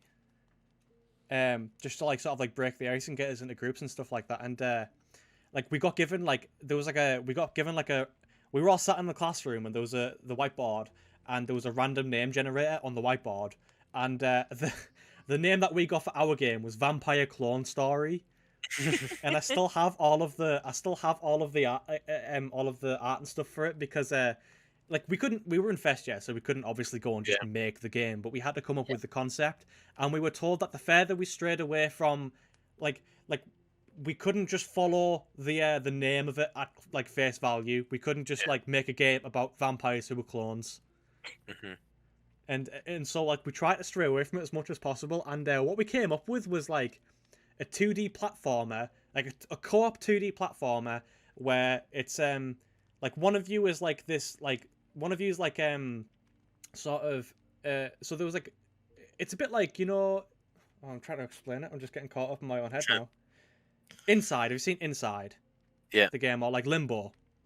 Yeah. Imagine Limbo, except it's co-op, and one of you is like a strong character that can like knock out guards and stuff, because you're essentially these like two test subjects. And one of you is like one of you's like a strong character. Fireboy and Water Girl. Kind of like a tale of two brothers. That game. A Tale of Two Brothers. Yeah, that's a game on Steam. There's an older brother and a younger brother. Oh, the younger one can like climb through stuff, but the older one can like scare dogs away and stuff. Yeah. Well, that was pretty much it. Except we came up with it, I think, before that game even came out. Yeah, they copied you. Oh yeah, I should file a class action lawsuit for an idea that I had in university and never came to fruition. Came out in 2013. Okay, never mind. I'm fairly certain that's where the idea for a Tale or Two came from, Connor. Is it? Like the Oh. name. Yeah. Okay, so yeah, I'm looking at this. I'm looking at the Steam Game Festival, and a game that I actually really like the look of, and I actually saw this posted on Reddit. Before the Game Festival actually came out, was Potion Craft Alchemist Simulator. Ooh. I think this looks really Yeah, cool. so, there's another one I want to talk about as well. It's called Nuts. No, I actually think you'd really like it, Izzy. The whole game, it's right. It's like, let me just show you some screenshots from it, right? Because I can't really describe the art style. I'm But looking it up now. yeah, the whole game is you just take pictures of squirrels in a squirrel. Oh, that actually looks really cute, and I do vibe with the art style. Actually, it's all like Bro, I am pogging right now. It's cringe as fuck, but I am pogging right now. So, did any of you ever play on like Newgrounds as a kid? Yeah. Right. So hold on. Right. So, like, in school and stuff, we always, like, in school, someone found... I was talking about this to Joe yesterday, actually. In school, someone found a way to download, like, a big archive of, like, Flash games and stick them onto the school network. And everyone in my school, like, just, like, went onto the computers during IT or, like, in the library and downloaded all of them onto, like, their own personal... Because, obviously, everyone had, like, a shared, like, network drive for their own student account or whatever. Yeah. And so everyone in the school just had like a library of Flash games, and everyone would play them during like IT and stuff while the teacher had like the head turned. And I remember like also just playing Newgrounds and stuff as a kid, anyways. And one of the games that I used to play in school and like when I was at home was The Last Stand. Have any of you guys heard of it? Oh yeah, Yeah. The Last Stand 2. Yeah. So it was like that zombie survival thing where it was like you just like you put a barricade up and you have to shoot the zombies. Oh, Well, that website's dead now. Yeah, that You need to website. download the Flash player. That website is dead. Believe it or not, yesterday, because I was talking to Joe about this, and the reason that I was talking to him about it was because there's a website called Flash Games Archive, and it's a Unity game, and it just has like a big fuck off library of like games from Newgrounds and Armor games and stuff, and you can just play them like in like within a Unity That's so and sick. it's free. Like an emulator. Yeah, it's an emulator for Flash games, and there's loads of them. But Armor Games is apparently a publisher now, like a proper publisher, because you know how they started off as just like a Flash Games website. Mhm. Well, I didn't know this. I'm actually looking like on the Steam page for them now. They've published quite a few games, and That's so cool. a game that's coming out soon is a sequel to The Last Stand. Really? Yeah, it's called The Last Stand Aftermath. It's like an isometric survival game. I know they brought out. Holy shit! They brought out, because I know that there was a Last Stand game that came out, and it was on like Congregate, I think it was. Yeah, and it there was 1 like, and 2. No, yeah, okay, but there was another game though. There was like a third game, and it was so you know how there was like back in the day there was like that Farmville craze where like a lot of people a lot of like developers try to cash in on the whole, you know, you will pay 20. It was like the Dungeon Keeper thing for EA, wasn't it? Did you ever hear about that, Izzy? Yeah. So it was like one of those games. Like you have a zombie base, or like you have a survivor base, and if you want to build things, you can pay $2 to skip the 20-hour waiting time to build a fridge. Or you Dungeon Keeper 2, where like, I'm make me own little dungeon. You like, you made your dungeon on the phone. It's like, I'm gonna go do me dungeon. And it's like 40-hour wait time. Yeah. I used to gems. Yeah. It's like you can play The Sims for free on your phone, but when you meet your sim go to the toilet, he actually takes 20 minutes. Yeah. It's like, nice. I'm actually watching him shit. I talked about that on the because in my Dead Game Society videos, I did a video on the Sims handheld games, and before I got into them, I listed the Sims games which I wasn't going to talk about. Mobile ones. Yeah, and I pretty much listed just the mobile ones because all of them were like that. Like there was a Facebook Sims. It was called the Sims Free. It was called the Sims Free Play or something. And That was the phone one. Yeah. You'd be like, play on the computer for a couple hours, and it's like, would you like me to play on the computer for 6 hours? Yeah. It's like, come back at 3 in the morning. I'll make you do something else. You go to fucking bed. When I was What are you doing? When I was like 12 years old, I used to really like playing like Mafia City. Did any of you guys ever play Mafia City? Yeah, Mafia Wars. It's called Mafia Wars. Yeah. That was you'd be like, do the hit, Donnie. Then you'd be like, I'm gonna wait 10 minutes for Donnie to do the hit. And then you'd be in the chat like, hey boys, how's it going? They'd be like music like. Yeah. I feel like this is an essential part of my childhood that I just missed. I mean, you didn't miss anything. it was like, oh, there's a player online right now. You can go steal $1 million off them, and then you do it, and like you just hope and pray that they don't play the game anymore because they could do the exact same thing to you. Yeah. It's so sneaky. It's basically Pirate Kings. Do you remember that? Stop robbing me on fucking Pirate King. Yeah, I remember that video. Did you see it, Izzy? Did you know what Pirate Kings was? So when we were in college, me and Sean, we saw this really funny video, and it was like, it's just like what? It's like a council. It's like two people on a council estate, like proper, like bottom of the barrel of society type of people, and they're just having like a fight in the middle of the street, and one of them just yells out, "Stop fucking robbing me on Pirate Kings!" He's stood over him. He's got the other one on the floor, and he's batting him in the head. You can hear the connection as he's like, "Boof, boof," and then he's like, "Stop robbing me on fucking Pirate Kings!" Oh my god! It's like, all right, man. My heart sank there because I thought I wasn't recording. I've just had to recheck OBS. I was like, wait a minute. No, but yeah, I've been recording. It's cool. But no, it's like on Clash of Clans when you'd like attack someone's village and you'd be like sat next to them at lunchtime in year 7, just like, oh mate, quit attacking my clan. Like same kind of thing. I feel like getting back to what we were saying earlier, we're sort of like engineering the conversation now, looping it all around. It all comes full circle. But you know, we were talking about microtransactions and how they're just like sort of the bastard children of expansion packs. Because like originally, like DLC started out as like, you know, you had Diablo 2 and then you had Diablo 2 like Lord of Destruction, and that was like a full like 15-hour DLC. And like and then like games sort of followed on that trend up until a certain point. And I think that Clash of Clans was the certain point where microtransactions stopped being like mobile game. Yeah, mobile gaming, because like I remember there was a really casual big market. Yeah, well see marketing in the industry has taken a really big turn as well in the last like couple of decades, because once like the video I've got a video that's like waiting to get done, and I just need to record the audio for it, but it's a long video that's going to take me a while to do, so I'm just putting it off because I'm just a lazy little shit. Sort it out. I've got a video that's sat there done, and it talks about marketing in the industry, and essentially what I've basically found is that as like, because obviously gaming as a whole didn't really get popular until like, you know, like the early 2000s, like to late 2010 sort of thing. Like that's when, like, you know, gaming proper reached its peak. Like everyone had a 360, everyone had a PS3, everyone was playing Halo 3, like that kind of thing. I feel like that's when gaming went over. That's when it went over the event horizon from like children to yeah. That's when it hit the mainstream, and so more and more emphasis was put into the marketing aspect of things, because obviously companies wanted to make more money off of gaming because it was proving to be a much more lucrative business. The Xbox One was meant to be a family console, wasn't it? Yeah, so I'll get to that in a second, because that's also something I talk about in the video. But essentially, what basically happened was, instead of getting people in to market the consoles and games, instead of getting in people who actually knew things about gaming, they just got in traditional marketing like experts, like people who had no previous gaming background. Like Reggie Fils-Aimé, he was like the executive marketing director of like Pizza Hut or something before he went Nintendo. And to be fair, he made Nintendo a lot of money.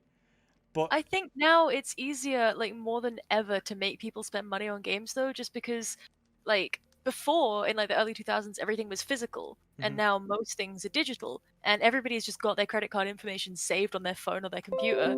So you could just be like, hey, do you want to buy this thing? You could just click and it's done. So you could just go beep, and then I mean, it's scary how quick you can buy stuff on Amazon. I can tell my phone to get me something on Amazon and it'll buy it. I need to watch what I'm saying, you know what I mean? but I mean, like, but back then everything was physical, and so you had like and so like when things were flying off the shelves, marketing directors like took notice, and say Call of Duty and Clash of Clans, those were like two really big games. So you'd have like these marketing executives who didn't really know anything about the gaming landscape and didn't really know how gamers would react to certain things, and they saw Call of Duty and they went to a developer and said, make this. And that's why the whole generic military shooter, like, do you remember that being like an industry buzzword in like 2012? because Call of Duty was really popular and everyone wanted to make Call of Duty. So there was just like generic brown tinted military shooters. Let's name a few. Medal of Honor. Yep, Medal of Honor was one, definitely. I'm thinking of Spec Ops: The Line, but that was very good. That was a very good game. Yeah, it had a very good story, actually. That played on those tropes, didn't it? Really. Mm-hmm. And Haze, that was trying to be a Halo thing. Bulletstorm. Resistance, Fall of Man. Yeah, there's quite a few, isn't there? Yeah. Yeah, no, I mean, even games like even Battlefield, Battlefield was very heavily influenced by the way Call of Duty was going. Yeah. Yeah, but I mean, Battlefield already sort of like had a niche though, didn't it? Because it was sort of. Yeah, but it was not anywhere as near as big as Call of Duty when Battlefield 2 came out. Yeah, Homefront. The difference between Battlefield 3, Battlefield 3, they kind of fell into success. They were like, oh my god, people like this, let's make loads more of it. Yeah. And then it went from the military shooter realism to what do you get now when it's Battlefield? Battlefield 1 and it's like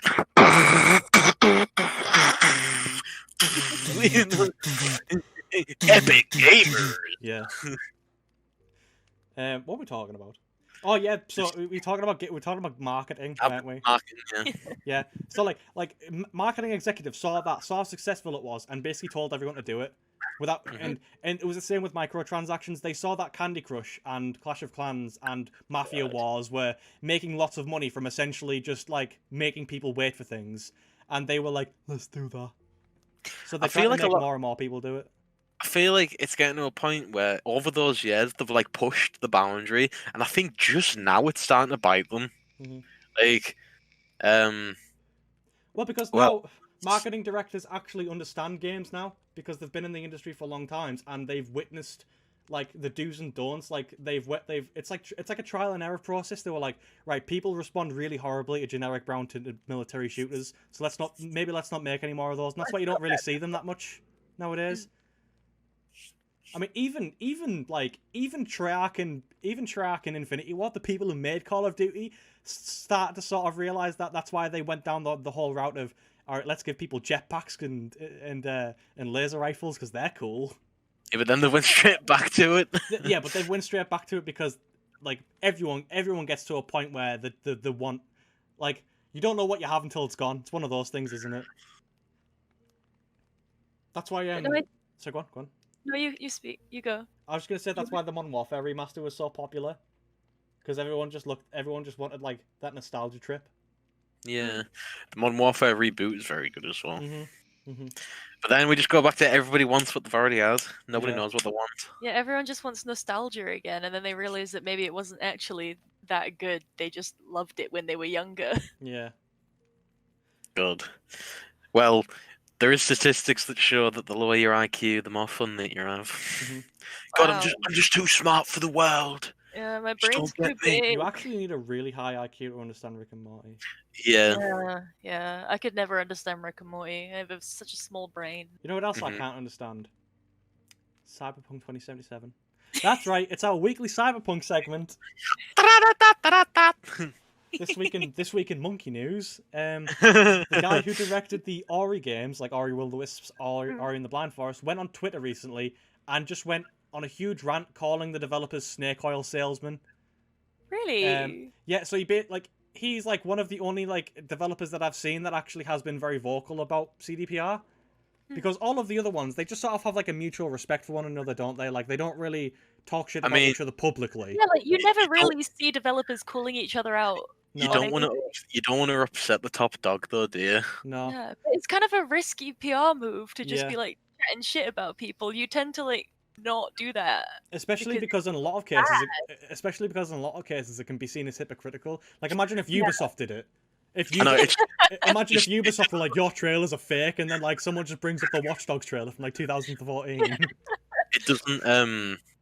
It doesn't reflect well when any business does anything like that. McDonald's and Pepsi, they always try to be nice outwardly first, and because it just comes across as petty. Yeah, exactly. When Samsung said our phones still have headphone jacks, haha, Apple. It's just you know how childish you look. Alternatively, though, that sort of counter marketing strategy can also work, because remember what you were saying, Sean, about the Xbox One being marketed as like a family device, whereas like just like you can watch football on the Xbox One now, and everyone was supposed to be like, "Way," but no one was, because everyone was like, "Where's the games?" Yeah. Do you remember what Sony did? Sony came out and just started bullying them with like anti-marketing strategies. I remember I saw a thing, and it was like like PS4 controllers have like the circle. It was like just a picture of a circle, and it was, and the caption was like, "This is the only red ring you'll ever see." Oh yeah. And they also did that video, and it was like how to trade a game to a friend on PS4. It was like, step 1, get the game. Step 2, give your friend the game. And it was like supposed to take the piss out of the fact that Xbox were like really they were locked. Yeah, it was locked to your console when you used the yeah. No used games. Yeah. I can't remember what I was gonna say. Yeah, but you have to be careful with that type of thing as well, because you get these very cringy marketing schemes now, where there's like, how do you do, fellow kids? And it's like, well, it's like, why is Skittles tweeting me? You know what I mean? Yeah. I'm followed by KFC on Twitter. Wonderful. I'm so glad to hear it. I got a shout shout out. KFC console, because that was. I got a shout out from McVitie's. It's like, hell yeah. Yeah, let's go. They should sponsor the podcast, because we can dip our biscuits in. The Long Rest podcast is sponsored by Quick Shopper Barbans. Family Mart. God, Family Mart. Stands. Hell yeah. We've got a Family Mart every day after Premier around the corner. Yeah. And like Happy Shopper, the 50p blue energy drink. So Sean Merry was also included in that same conversation. Like he just felt the need to drag Sean Merry's name through the dirt for some reason. He basically compared them to like the Peter Molyneux of the industry. And we kind of had this discussion in the Fest week when we were talking about hacks in the gaming industry, weren't we? Overpromising. Yeah, overpromising, because you have like people who overpromise because they have like no actual idea about like what it takes to actually make a game. To be like, you've got to give some slack though. Like, you've got to meet a lot of game developers halfway in the current climate. You've got to meet them like 3/4 of the way, to be honest. But like, a lot of the stuff that comes out the mouth and a lot of the stuff that they promise, you have to take it with a grain of salt. Like, absolutely. Like when Todd Howard says that the map's 12 times more detailed than before, like that's probably true in some context. 16 times. Well, he's not telling you anything concrete. They don't ever. See, that's the Todd Howard. Like, have you seen the Croby Cat video where it's the Todd Howard and the Sweet Little Lies? Tell me lies, tell me sweet little lies. Yeah, it's like they just use buzzwords. Yeah, have you seen it, Izzy? Yeah, no, I have. Have you seen the thing where it's like Todd Howard tries to like tell you about something at a Fleetwood Mac concert in the bathrooms? Yeah.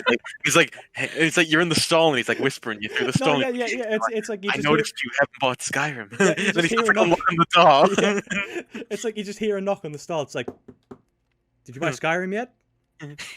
Oh god, Connor, do you remember when we were in? I can't remember where we were. It might have been Liverpool or Leeds when we came to yours and we saw all the copies of Skyrim. Yeah, no, it was when we went to Newcastle to see Joe. Oh yeah. We saw the copies of Skyrim and CX, and we just took them all off. And we were like, doing our part for Todd. There was literally like 10 of them, like just like. God, how bad was Skyrim on the console when it first came out? We played that and we were like, have you seen it? Skyrim on PS3, are we, man? She was doing her best, okay? 10 FPS. Mate, to be fair, like I grew up playing Oblivion on the 360, and like to be fair, I grew up playing Two Worlds on the 360. If you want to talk about bad console experiences, try playing Two Worlds. That literally did get 10 FPS, and I sat through because I didn't know what good things were.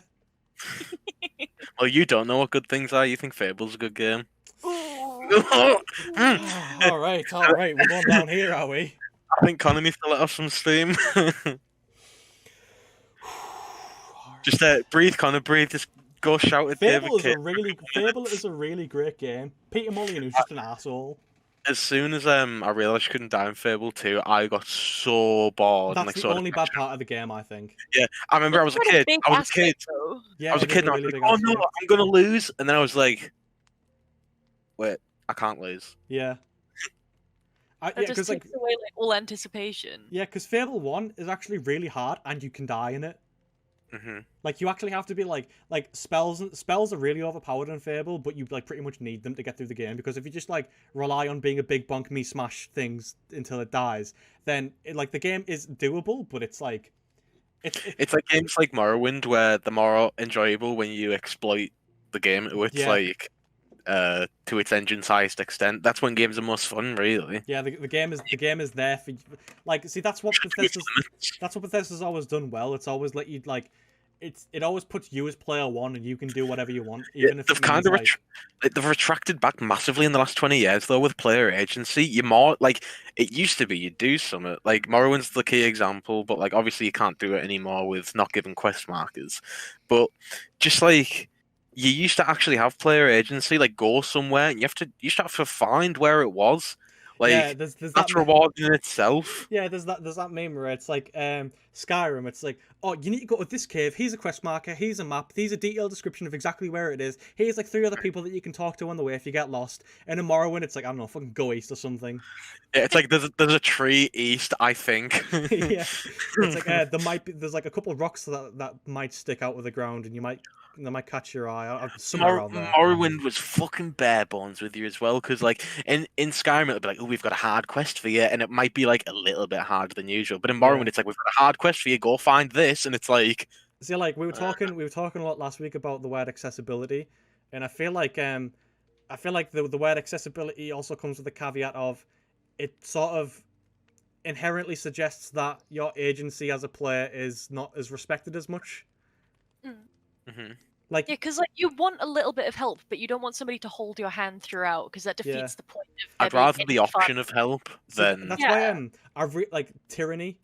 I'd really recommend Tyranny if you've never played it before, Izzy. If you really like, if you like RPGs at all, yeah, it's a CRPG. So it's like Have you ever seen like Baldur's Gate? It's like isometric perspective, like 10 CRPGs are like CRPGs are probably one of the most difficult games to get into just by looking at it.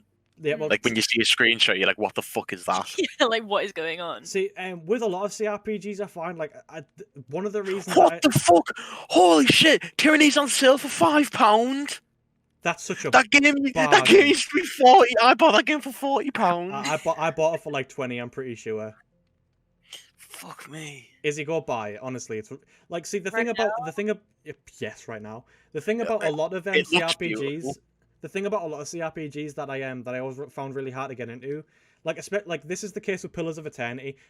I've got like maybe 20, 30 hours in Pillars of Eternity, and I've not completed it. I don't even think I've gotten halfway through the game.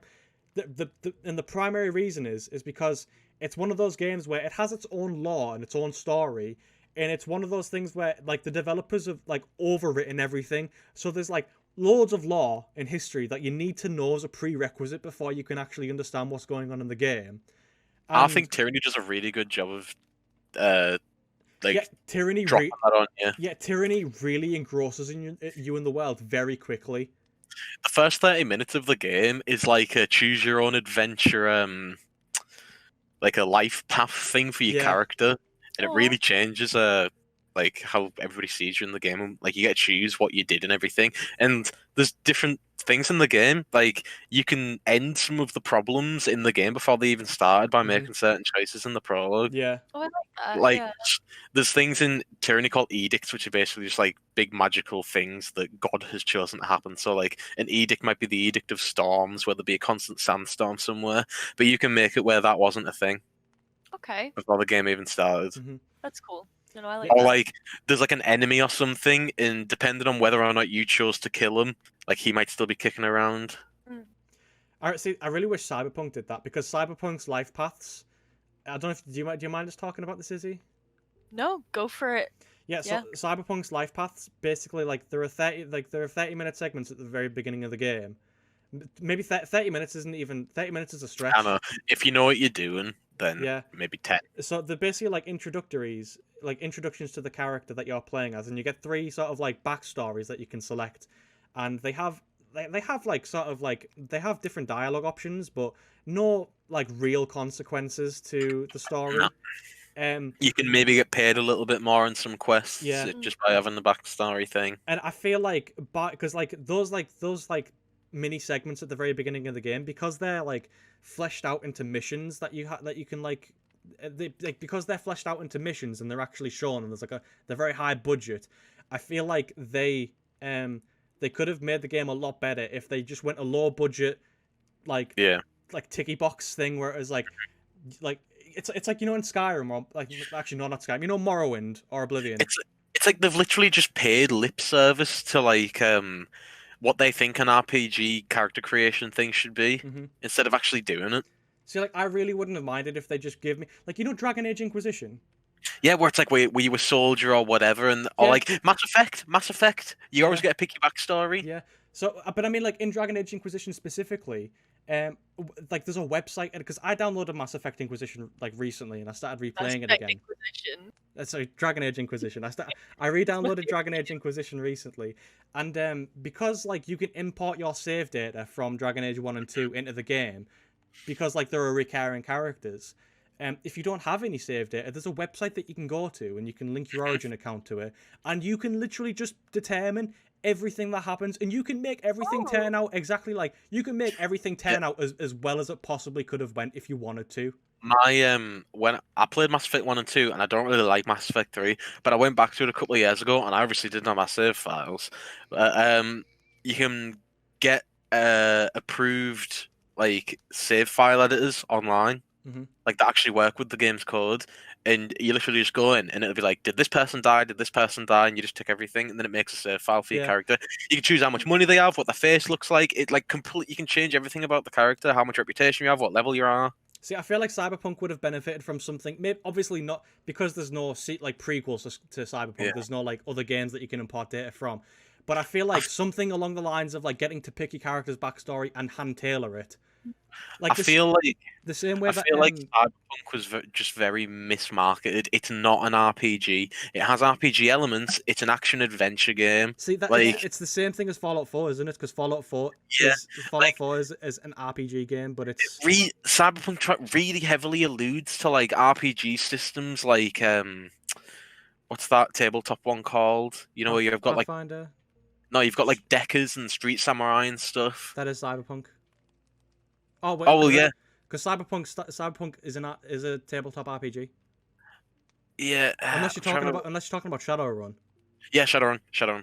Like, it really heavily alludes to the way that like Shadowrun plays, like with all the gun systems. You got body strength attributes, all this type of stuff. You even got core stats in Cyberpunk, but like they don't mean anything. Like the whole skill system, it's not built. The RPG system isn't. Like the skills aren't built for an action game. Sorry, right. 3, 2, 1. Right.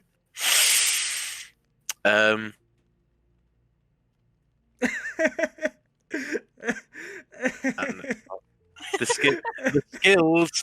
skills that you can purchase aren't built for an RPG. They're built for an action game.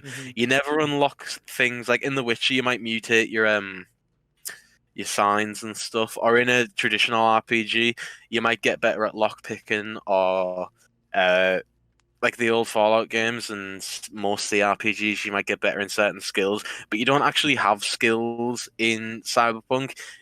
Like some armature unlocks some pretty interesting things, like being able to sprint without using stamina, but the main things that you unlock are stat bonuses.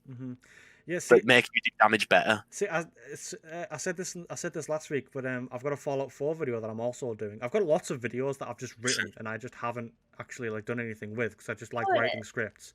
But I actually really like Fallout 4's perk system, because they got rid of. Have you played Fallout 4 before, Izzy? Have you played any of the Fallout games? I've watched playthroughs, but I've not actually played them myself. What they did at Fallout 4's perk system was absolutely diabolical. Have you seen the one question?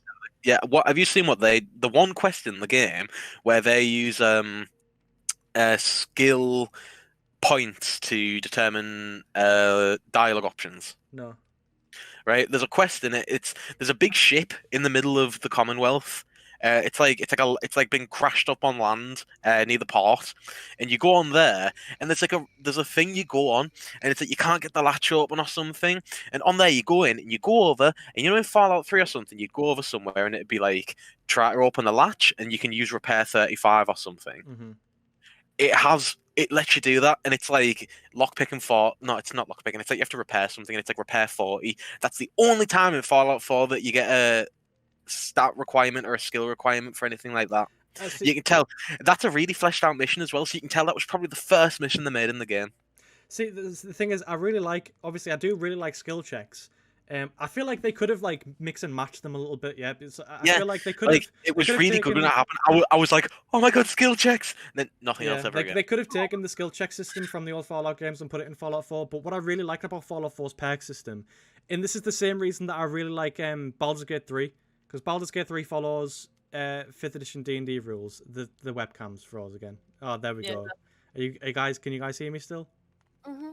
Yeah. So like Baldur's Gate 3 follows Dungeons and Dragons 5th edition, and in 5th edition Dungeons and Dragons, so how in like when you play like a game like World of Warcraft or something like that, you'll get like a sword. And can you guys still hear me? I can now. The webcams. Oh no. Okay. So when you play like a traditional RPG like World of Warcraft or something like that, we'll just use WoW as an example. You get a sword and it does 100 points of damage. And then you level up and you get another sword and it does slightly more damage. And that exponentially increases the more and more levels you go up. But that just means that like by max level, you're like infinitely more powerful than like someone who's half your level. But in Dungeons and Dragons, everyone has the exact same things. Everyone has a longsword. Everyone has like a longsword that does between 1 and 8 points of damage. And that's it. You can maybe get a sword later on. You are? Match games. Yeah, as I was about to say, you can maybe get a sword later on, like a +1, which guarantees a +1 to the roll.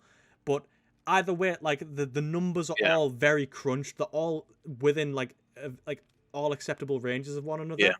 And in the old Fallout games, when you level up to like max, if you have like 99 in pistols, you can just one-shot anything with a pistol. Like, you're a god. Yeah, you're a god at the game. But by taking that out... Persuasion in all of the Fallout games. Go on. But like by taking that out in Fallout 4 and making it a much more general... Like in Dungeons and Dragons, where it's like more of a utility-based thing, because perks offer you more utility. Like, they don't necessarily make you better at things. They just make you able to do other things. Like, they might make it so you can double jump or something, just for an example. Yeah, or that you can craft better guns. Yeah. If you're so inclined to lean into that sort of like type of gameplay. And like, I really don't like how Cyberpunk sort of followed the same thing. It was like, by the time you've reached like max level, you've got guns that do like 1,000 points of damage and enemies who have 1,000 points of health. It just it doesn't make sense to me. That just seems like a waste no power of time. scale. There's no power scale. Obviously, D&D is a lot different because it's not a physical game. It's the most fluid game in existence because like a person runs it. But like Cyberpunk doesn't have a power like the power creep isn't there at all. There's no power creep. There's literally none. Everybody stays the exact same difficulty the whole way through the game. When you level 1, you will last as long against the police as you will at level 50. Well, I mean, like, you can do the because there is like a risk system, isn't there? It's like, this is high risk, which means all of the enemies here are far too high level for you to go beat. But they just took that exactly out of it. That's only for missions, though. That's not thingy areas. That is side gigs. That is side gigs. Yeah, that's what I mean, like side gigs, but none of the actual like areas get higher level, if you know what I mean. It's like where in The Witcher, all the monsters in a certain area be a certain level. You know what I mean? But like in here, it's just all the jobs. Yeah, I think I just hate arbitrary numbers for damage. Yeah, and health. Yeah.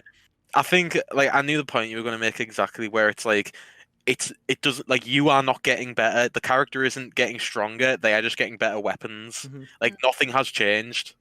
See, that's why I like have you played Hyper Light Drifter? Yeah, you've played Hyper Light Drifter.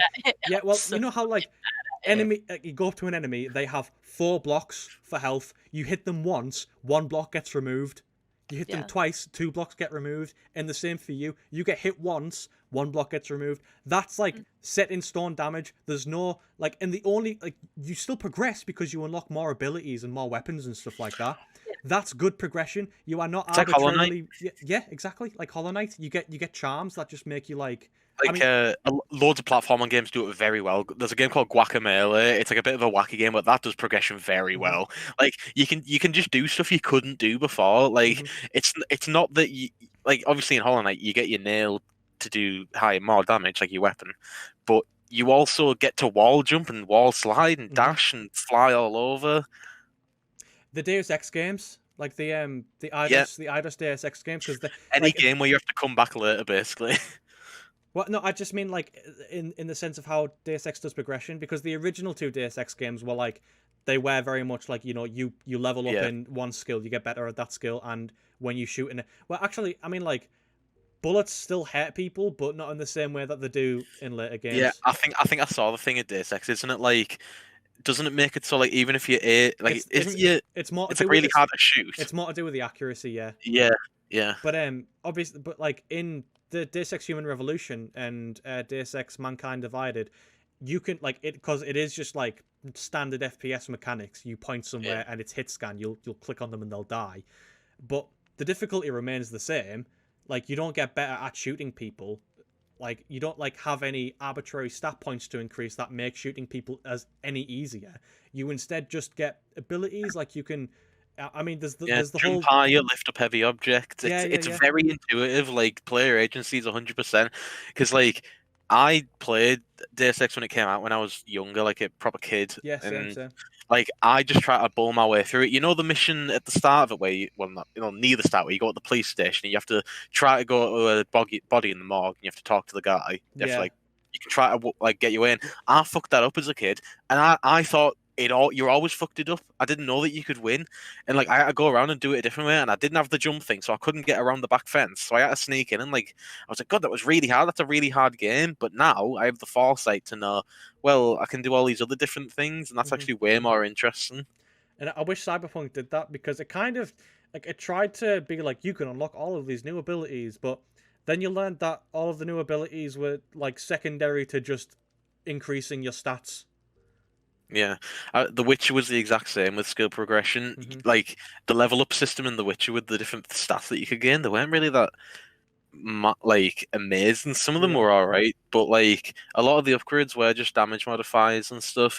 That wasn't the focus of the game, really. The fighting system or anything. As much as like CD Projekt Red aren't renowned for making great fighting systems, are they? No. Like as much as Oblivion is my favorite game of all time, and I do adore the Elder Scrolls games, like I really wish that they just stopped doing the whole like stat table things. Like you have minor skills and major skills, and like it's a cool concept.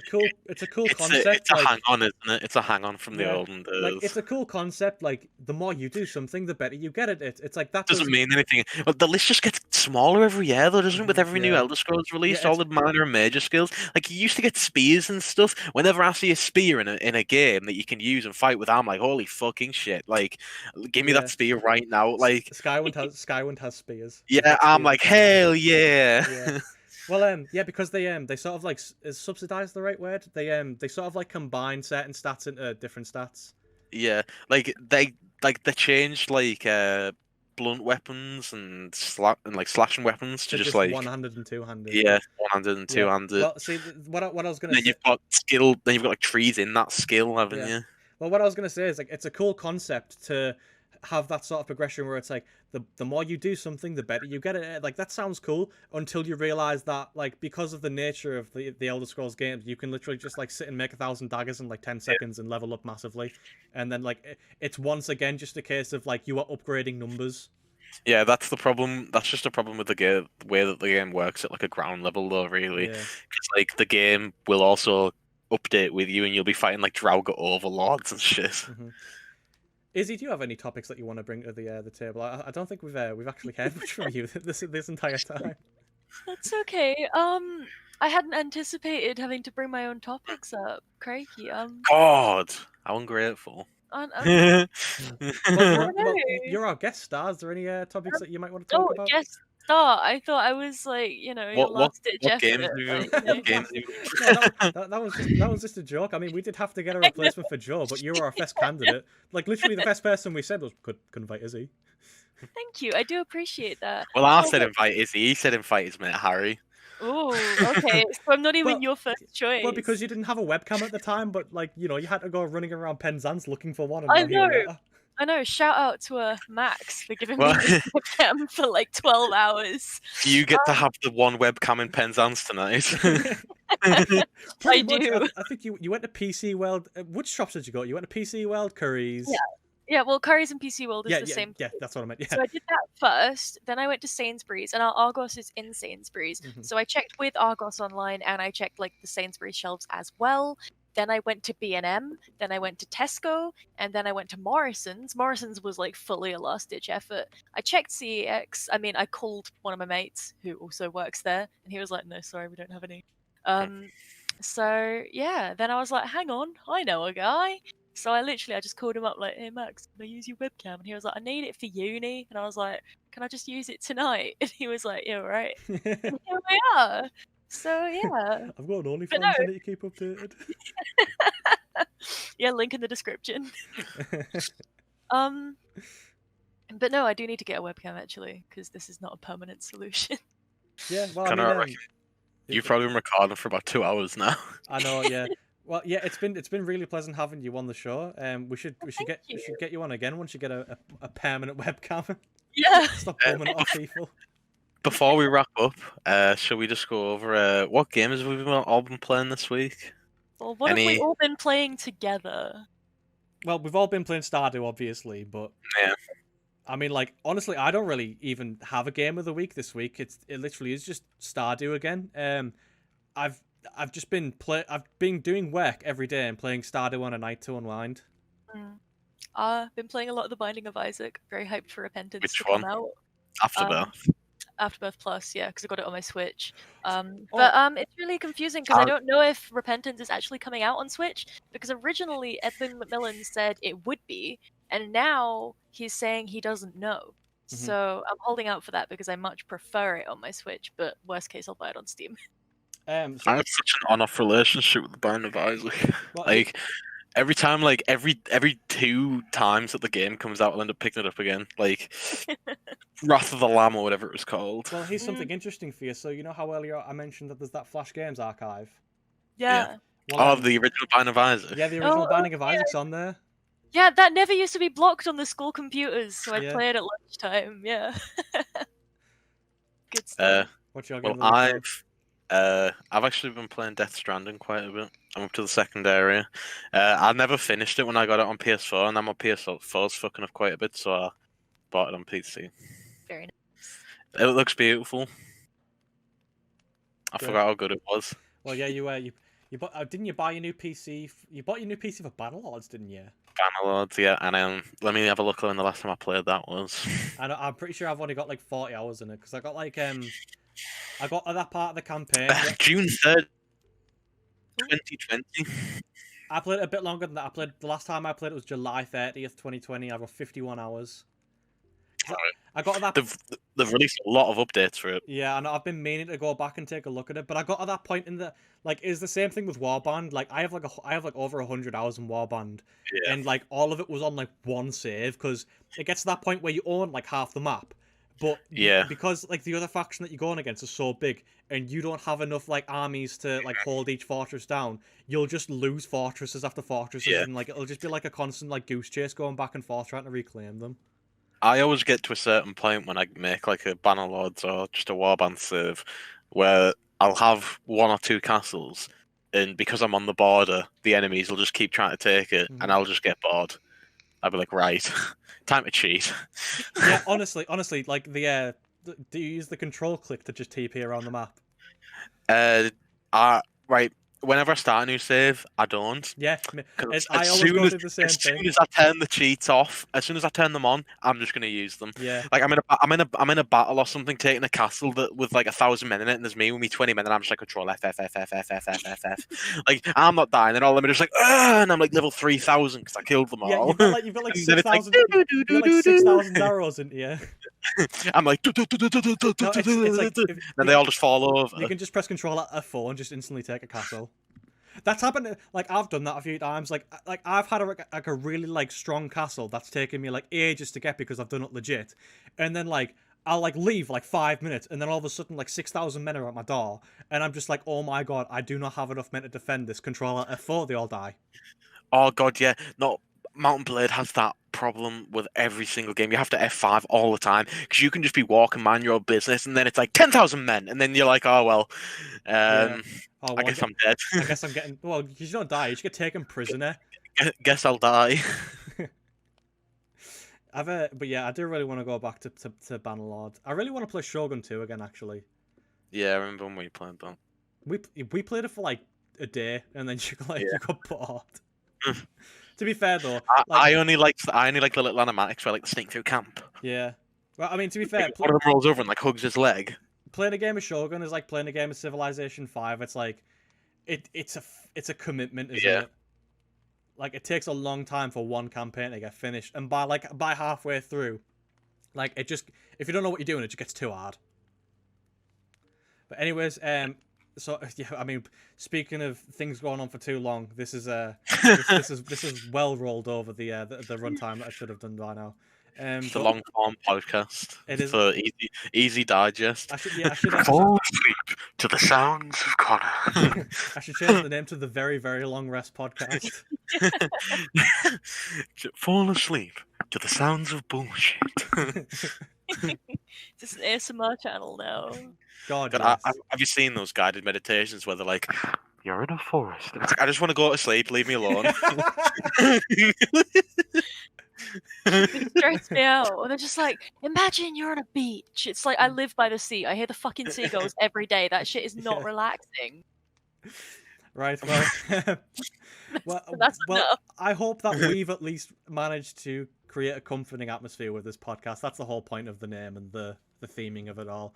And if we haven't, well, then please be sure to let us know, even though this podcast probably isn't going to break 100 views. Get yourself a nice hot chocolate and just fucking dunk your head in it, mate. Yeah. Well, thank you to everyone that has watched up to this point. My name is Connor Noble. This has been Izzy and Sean, and this has been the Long Rest Podcast. Feel free to tune into us next week, where we'll hopefully have a bit more to talk about than just random bullshit. And yeah, right. Who knows? Maybe, a likely story. Who knows? Maybe we'll see Izzy again in the future. Thank you very much for watching. We'll see you all later.